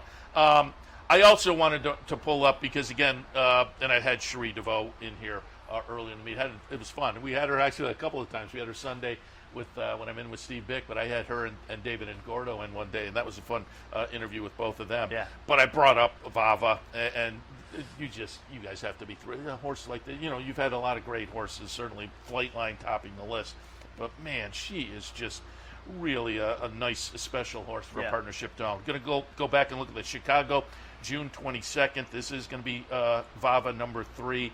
And when I had Cherie in, and again, looking at your website, it looks like potentially the ballerina head. Yeah. I'll send kudos out to Cherie and to David. Like, I think back to a year ago, you know, she was going to be 4 or 5 to 1 in the test, right? And she's just getting started. You know, she's trained for a couple of years, but she's just getting started. So I think a good portion of other trainers would have tried to run her in the test, right? Instead, she takes her to Charlestown, and she's 4 to 5 in the Phillies Classic down there. And all of a sudden, she's got her confidence, and the test turned out to be a really tough race. So you know, you don't read that in the past performances, but I think those decisions, and right then again, we had travel problems. I go out to Santa Anita the day after Christmas, and the same thing. She did not push the issue. We waited, we gave her a break, we gave her some time, and all of a sudden now she's come back and she's just, you know, obviously she's a leading candidate for an Eclipse Award, but you know, she's going to have to do it, and she's going to have to step forward. She's going to have to be successful at the end of the month here, and then go on to the Breeders' Cup. But I can't say enough about her, you know, and about Cherie. You know, she really got a lot of mojo in that stable. Obviously, she's got quality, but you know, there are plenty of other people that get quality horses, and they just don't take them to where they're cut out to be. And that's not the case in the Cherie DeVaux barn. I'm a big fan. All of our partners are as well. And you know, she's going to be a star in this game for a long time. Yeah, that's fun. Those are always interesting stories on decisions like that. Test or Charlestown Oaks, and then you go and, as you say, get some confidence. And certainly the first couple of starts of this year have been a lot of fun. Yeah, Cherie, talk a little bit about that, because she's one of a number of trainers you use, which I kind of appreciate. You've got very good horses, and you kind of spread them around. Yeah, you know, no science to it, Seth. I think it's more of an art. Look, you know, sometimes partners they like Dale Romans, or they like Dallas Stewart, or they like John Sadler, or others, Clements or Cherie. I think I might be leaving one or two. You know, Steve Asmussen, Tommy Morley. But yeah, we like to give people options, and I think that's important. And I like it because I get to learn from, you know, these are top-notch horsemen. And I tell them, like, I'm always looking to learn. I'm always trying to get inside their head, because they all look at things a little differently. As they should. They're individuals, and their experiences and their background and their successes and their failures, they span the spectrum. So I think it's fascinating, and you know, I think that's why we all love this game, is you can come at it from a lot of different angles and still be successful. But, and I know it's said all the time in our world, you truly do learn something every day in this business if you're open to it. And you don't put yourself in a position to say, you know, I'm there, I got this figured out. Because as soon as you think you have it figured out, you're in big trouble. Yeah.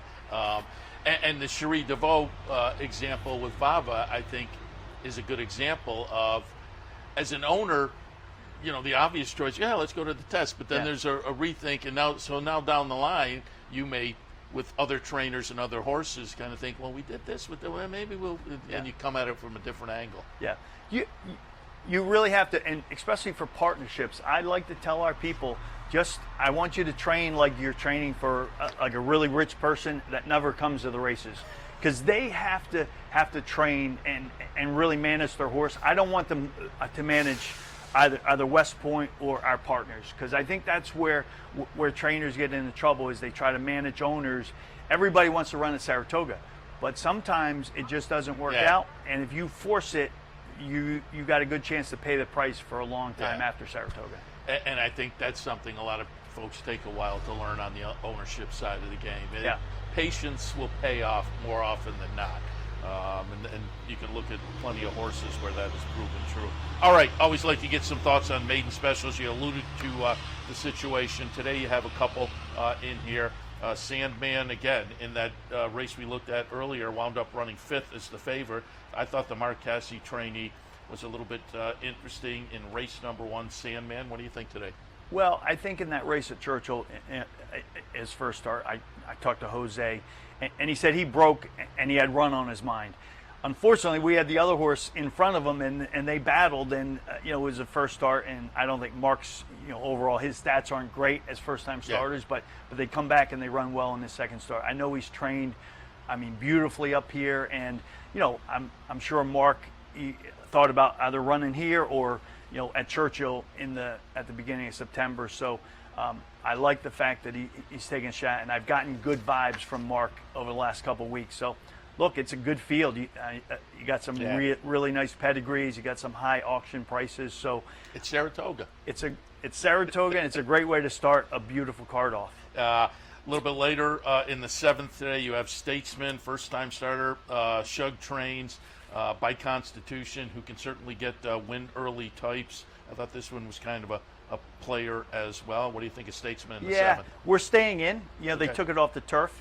And we bred with Vinny Viola this colt, and we actually bought the colt at the 2-year-old sales for another partnership. But his Dam Icon Project, she won the personal ensign up here, and I remember that day. I think she won by 11 or 12 lengths for Andrew Rosen. So the dirt pedigree is there. I think he's probably going to be a little bit better on turf, but I love the fact that Shug has the confidence enough to get him started on the dirt here.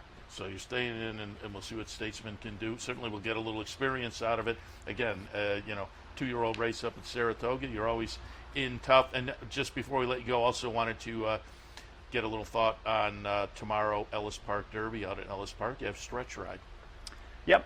Yeah, Dale Romans, he was very good last fall. We thought he'd had a chance to get on the Triple Crown Trail. I just wasn't to be.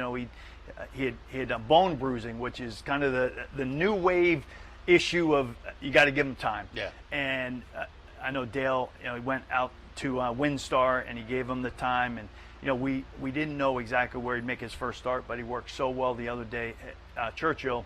I just got a text from Dale, and he said I'd like to enter and to take a look, and it's a good spot. Obviously, there's some nice horses, but it'll be a great way to get him started in the second half of his 3-year-old year.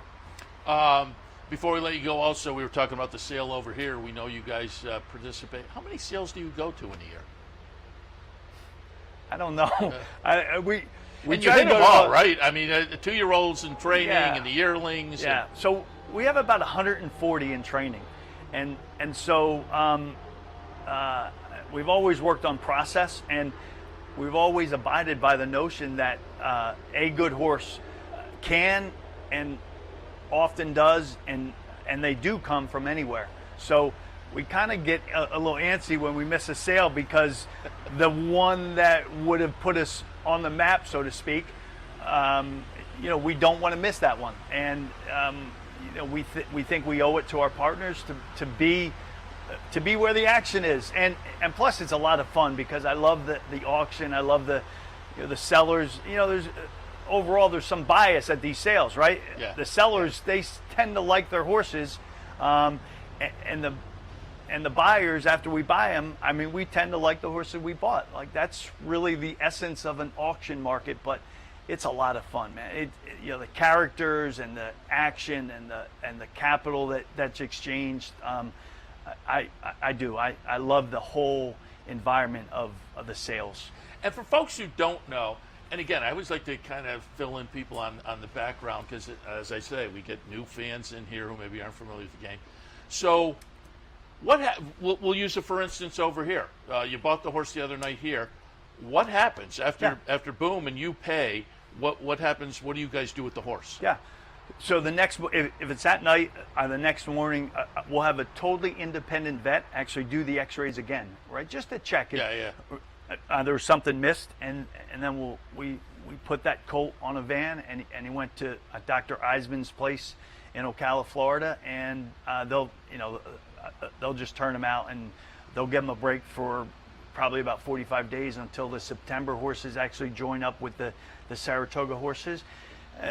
Then they'll start the process, and it's a 9-month process or so, and they'll just take it step by step. So they know what they're doing down there, and they know, I mean, really well their job. And the good thing is these horses that you buy at the yearling sales, right? They don't have the stress that the 2-year-olds, the ones that go through the sales.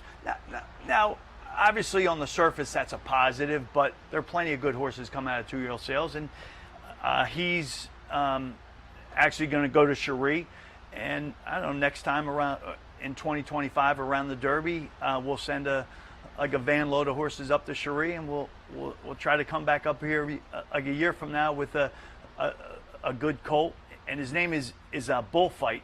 So I hope we're here in a year talking about bullfight in the with anticipation. How about that? Yeah, very good. I like it. Terry, always fun to talk to you, and then all the folks, Tommy Bellhouse, Jason and Joe Bianco we had on. The team's always a lot of fun to talk to. It's always fun to stand by the big screen and watch the West Point folks rooting their horse home. I'll catch up with you for the entries over the weekend as well, and be rooting right along with you. But again, if folks want more information, visit the website, and if they see you around the track, they can certainly ask as well. Absolutely. Love talking about horses and like engaging with people, and it's the place to do it, and it's an honor to be in this business. It really is. Terry, appreciate the visit. We'll talk again. Thank you. Welcome back to Loose on the Lead. Before we get back to things, didn't mention it in the opening segment, but don't forget, Beat Bic continues this weekend and throughout the Saratoga meet. Go to NTRA, look for the Beat Bic link, and there's a Saturday stake and a Sunday stake. You make a pick. You can go with Steve. You can go against Steve. But if you win, you qualify for an NHC qualifier in September. I jumped in this week. I lost yesterday, but I'm feeling good about today. So, but I qualified earlier, so I'm already in for take my shot in September. Well, and we'll mention yesterday. Yesterday it was the Saratoga Special, and it got wind. It's funny. Showcase. Just a 79 buyer, by the way. Really? Visually, this will be one where the old eye test is going to start to come into play. But Showcase had a very big push in the Clocker report, DRF Clocker report, see by the odds and then the odds reflected. It was obvious from the first flash that he had mojo. I used the Cassie, who wasn't great. Dale Romans' horse had the terrible break, and it doomed. Eliminated him. Completely doomed. Trailed throughout. And so today it's the Saratoga Derby, and I went with Carl Spackler, who I think is the most likely, quote unquote, in the 4-star Dave. In the 4-star Dave, but there's 5 real viable choices in there. I got the Applebee, so I'm going against you today. I'm with you. Yeah. Adam's fleet. I like. All right. Okay. I like Trickery, but he's running in Virginia. According to Mr. Not according to me. According to Graham Motion. Well, according to you, according to Graham. I'm Richard Migliore. Yeah, I was about. What? I was about to say I have to have Richard Migliore joining us, as we said at the top of the show. Rich, 25 times on 4-star Dave. Is that correct? I don't know the exact number, but I had a lot of fun riding him. As smart a horse as I've ever been around in my life. I mean, just intelligent. He'd hear a camera click, he'd have to stop and pose. and just how beloved he was here in Saratoga. The fact that you can come, and he's buried right behind us here in Clare Court, in February, and people leave tributes to him year-round. There'd be flowers or bobblehead or different things. And, so I want them to spread my ashes there when I'm done. I think Carmela might have a different plan. The farm, wherever Aqueduct is, at that point might not be in existence, but on the site, Belmont and Saratoga. That's it. Is there a certain roulette table that underneath that? There is a tunnel, like the tunnel to the paddock. Yeah. There's another tunnel that goes under all the racetracks and comes up behind the tote board. So it's pretty spooky and it's pretty small, but you can fit there. I think you're gonna have to. Oh no, it's pretty neat. You should. All right, I'll do show that. you. We'll do that. We'll definitely do that. I pulled up some video yesterday of some various 4-star Dave winning a stake up here, and for folks who aren't familiar, 4-star it was 8 straight years he won up here, and we include the last race as well with the celebration, the group. Just kind of some memories of winning up here stakes races, and then again that last year it was an allowance event, but just. That he completed that just insane streak. Talk about being on board 4-star Dave. Well, honestly, this was the most nervous I've ever been riding a race in my life because he just looked like he was the best horse, and the only way we could get beat if I made a mistake. And he, everybody was just so on board for him to get that 8th year in a row.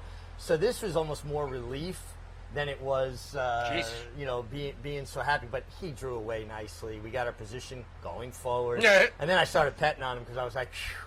We got past that one. The worst DQ, when he got taken down in the West Point or earlier in the meet, I mean, as bad a DQ as you've ever seen in your life. I don't know why I didn't rip the phone out of the wall that day. What was the circumstances? Remind.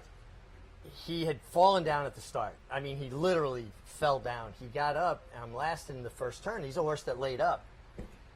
Well, I'll just basically gallop him around here because he's got no shot. By the half-mile pole, he had pulled me into position, turned for home. I'm going to the lead, and I went to go at him left-handed, and he shifted. I mean, not even a half a foot.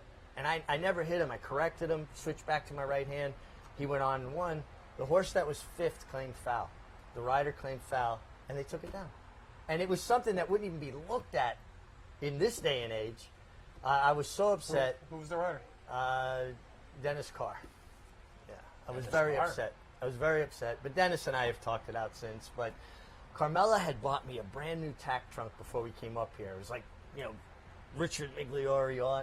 And I was so frustrated, I wound up putting a chair through my own tack trunk. How did that make any sense whatsoever? But anyway, he at least kept the streak alive. That was a tough one.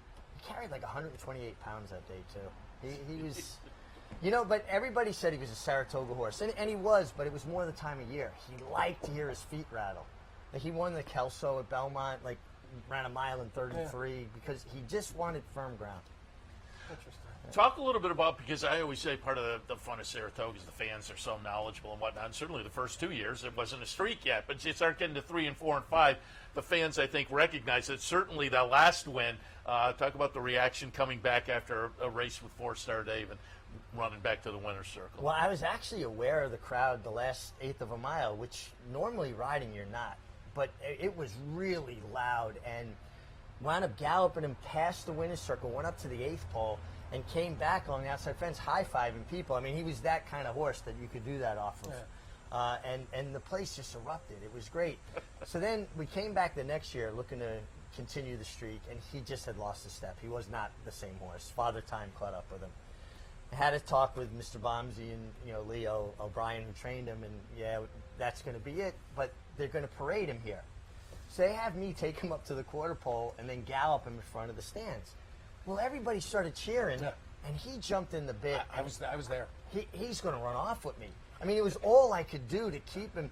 And I'm trying to talk to him, dude, if you run away with me, they're going to race you again.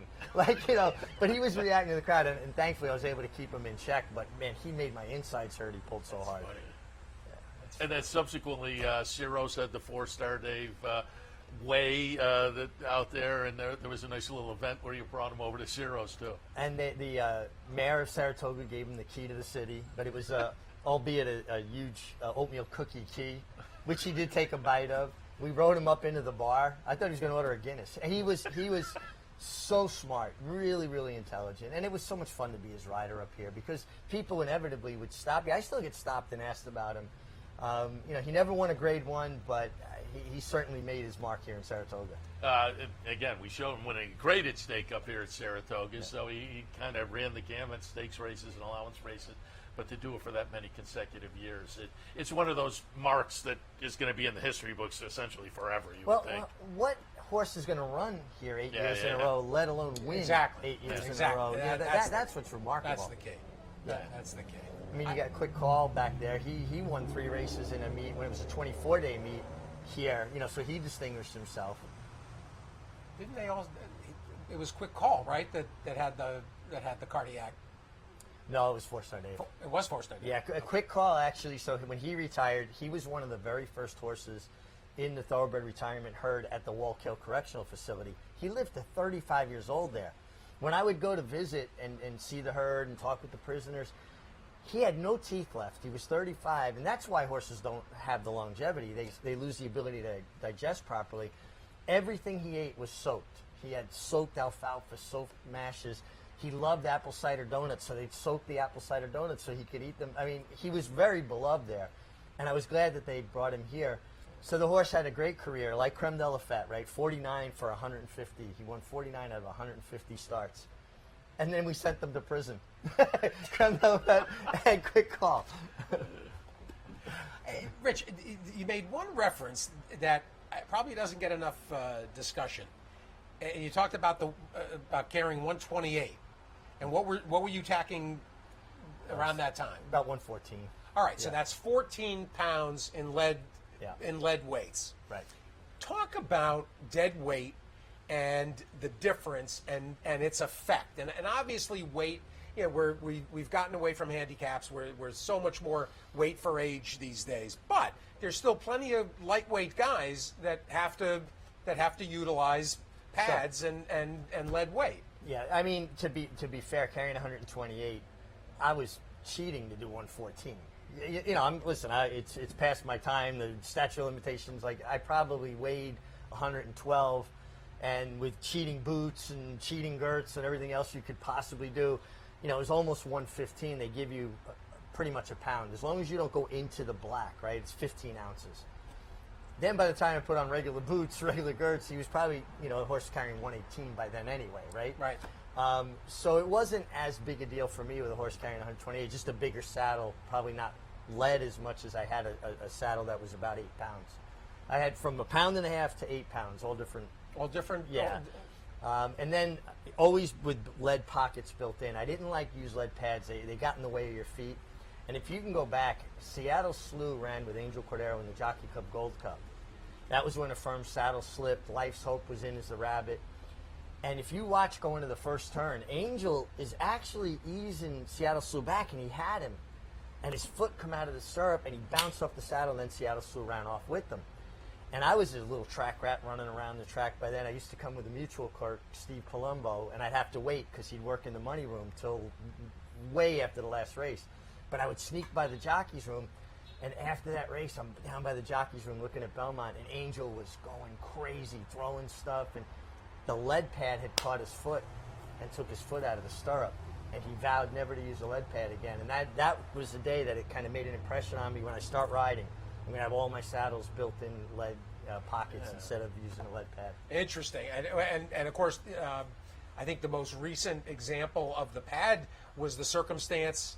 In fact, we had an Uptown Charlie Brown run yesterday. Yes. It was Uptown Charlie Brown, right? The Belmont pad came out. And the pad slipped out the back. Yep. And has to be, I think ended up finishing 4th, but had to be disqualified Yeah. because he didn't make it the 1.5 miles with the weight that was assigned. Right. He didn't carry his full weight, and again, they're just cumbersome. And the technology's gotten so great. I mean, you know, like I had a saddle made to ride the Kentucky Derby, and I actually had a weighted tree made for the saddle. So now, whatever extra weight I'm carrying to do 126 or 128 would be centered right on their withers. So not even on either side where there, you know, was lead in the pockets. It was a weighted tree. That's an interesting, you know, you say that when on the turns. I mean, typically, if there's uneven, I mean, is there 2 and 2, 4 and 4? Well, yeah, you try to evenly distribute Right? it for sure. Yeah.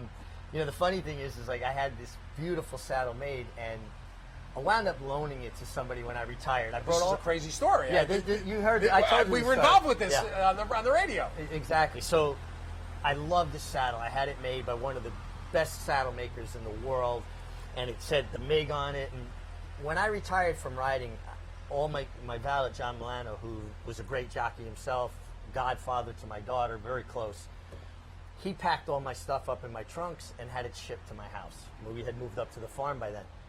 I couldn't bring myself to open the trunks. It was too emotional. It hurt too much. For years, I never opened the trunks. Now I meet this fellow in where I live in Millbrook, and he's going to start riding jump races. And he wanted to borrow a saddle, so I had him come. And that was the first time I opened the trunks, and he picks that most special saddle I have, right? So I said to him, I said, I will give you any one of these other saddles, but this saddle is alone. I need this saddle back. It has too much meaning to me. Okay, no problem. Well, he disappeared. I went years. I don't know where the saddle is, and it was bugging me, and I lost track of the guy. So something came up. Horses had the wrong weights on the show, and then I was asked about different saddles, and it clicked in my head. You know, I have a saddle out there that really means a lot to me. Said it on the show. Jack Fisher calls me. He got my number from Sean Clancy. What's the name of this rider that got your saddle? Because he's down there riding jumps. I had the saddle back in a week. It was FedEx to my house. He got the saddle back for me. Yeah. And the guy, there was no malice involved. It was just like we lost track of each other. But I've got the saddle back. Actually, I got to bring it on the show one day. It's a really beautiful saddle. How much do they cost? That saddle was very expensive at the time. I think being made, it was like $800 to $1,000, but I had it made specifically. You see so much stuff now is patent leather. It's not the real leather, the real craftsmanship. Even the boots are patent leather. Now, I could never ride in those patent leather boots because after that accident in 1988, I have never felt the bottom of my feet since that day. If you look at any wind pictures with me after that accident, my toes are curled around the stirrups because I can't feel my feet, and I had to almost latch onto the stirrup. So I always had very thin-soled leather boots made so that I could actually get some grip. Those leather, I would have just kept slipping out of the stirrups. Well, and explain to people too. I mean, when it comes to the boots, there's phony boots that are literally cardboard or paper, essentially. Yeah, it's like basically just a little layer of leather. They weigh ounces. Charlie Sullivan was the clerk of scales in New York in the winter. You'd go check, run back to put on your regular boots. If he caught you, he would make you ride and you want to go out there on a 20-degree day in January with, nothing on, basically. You're riding in your socks, right? And then have one rake the stall doors as you come out. Then I was riding a really nice filly, and Mike Keogh, who was assistant trainer to Roger Atfield at the time, had brought a King Haven division of horses to New York, and we became very good friends. He was here visiting the other day. Wound up training Wando, who won a Triple Crown in Canada on his own. Great guy. I'm on a filly for him, Triple Wow, who wound up being like the mother of one of those horses that won the Triple Crown for Atfield. I forget the horse's name. Anyway, she's going to be a pretty good price in the Affectionately, I think it was, in the winter. But the way she's trained, she can't lose. And she got in with 112 pounds. So I'm going to, kill myself to get as close to the weight, but I'm going to have to check with my cheating boots and what have you. The race before, I go down at the 3/8 pole at Aqueduct, and I get knocked out. So by the time they get to me, I'm like, the first thing I know is, I got to ride this filly. I'm not letting anybody ride her but me. So I'm like, yeah, I'm fine. The concussion protocols were different then. How many fingers do I have up? Yeah, you got him up. What's your name? It was crazy. So now I get cleared to ride. I go to ride her. I check with the cheating boots. And Joe Rocco Jr. tells the funniest story about it because he had the bug and he's standing there, and everybody already thought I was a little off the reservation anyway, right? So I come back and I'm trying to put my regular boots on over the cheating boots. I'm still concussed, right? And everybody's watching me like, this guy's going to ride this filly in the state. And finally, John Milano comes over, he taps me, pulls the other boots off, okay, here you go, put them on. Try it again. Well, she won. I won the stake on her. I went to undo the overgirth, and I passed out in the winning circle. So thank goodness I didn't pass out at the 3/8 pole. But she did win the Affectionate. I think it was the Affectionate, one of those. Well, that's a good spot to wrap up. But before we wrap up, Rudy Rodriguez is next. I want you to talk about having to chase Rudy home on a good Dutch row horse or one of his big winners. Rudy won a Grade 1. He won Frost Giant. He won the Suburban. Hardest working rider. Him and Nick Santagata are two hardest working riders I've ever been around in my life. And would take any opportunity. Oh, you can ride one at Penn National tonight. They'd be in the car heading to Penn National. Just and still has that work ethic. Still gets on his horses. Every morning you see him out there. Really, I remember something happened one day, him and Mike Luzzy, and Mike Luzzy punched him in the jocks room, and Rudy went, "You didn't have to hit me," and then Mike felt bad. It was like the most gentlemanly thing you ever saw in your life. Usually you hit somebody in the jocks room, it's on. He was like, "Wow, man, you didn't have to hit me. That wasn't nice." Anyway, and it's one of the most amazing. It's not discussed enough how from the lead exercise rider and assistant, the career that Rudy's carved out for himself. Incredible, and when he was working for Dutro, right? Yeah. He'd ride, he'd work in the morning. Yeah. He might be up in Canada saddling one for it's now the King's Plate. He might be changing a horse's shoes, and he's riding. He really did it all. So anybody who doesn't know, Rudy Rodriguez still has that incredible work ethic. And he's up next. But, Rich, we wanted you in on 4-Star Dave Day to talk a little bit memories of 4-Star Dave and, of course, some other great stories as well. We appreciate the visit. Well, thank you. Anytime. I always enjoy your guys' company. All right. Rich Migliore. All right, we'll take a break. As promised, Rudy Rodriguez in the house. We'll talk to him in just a moment. Stay tuned. Take a picture.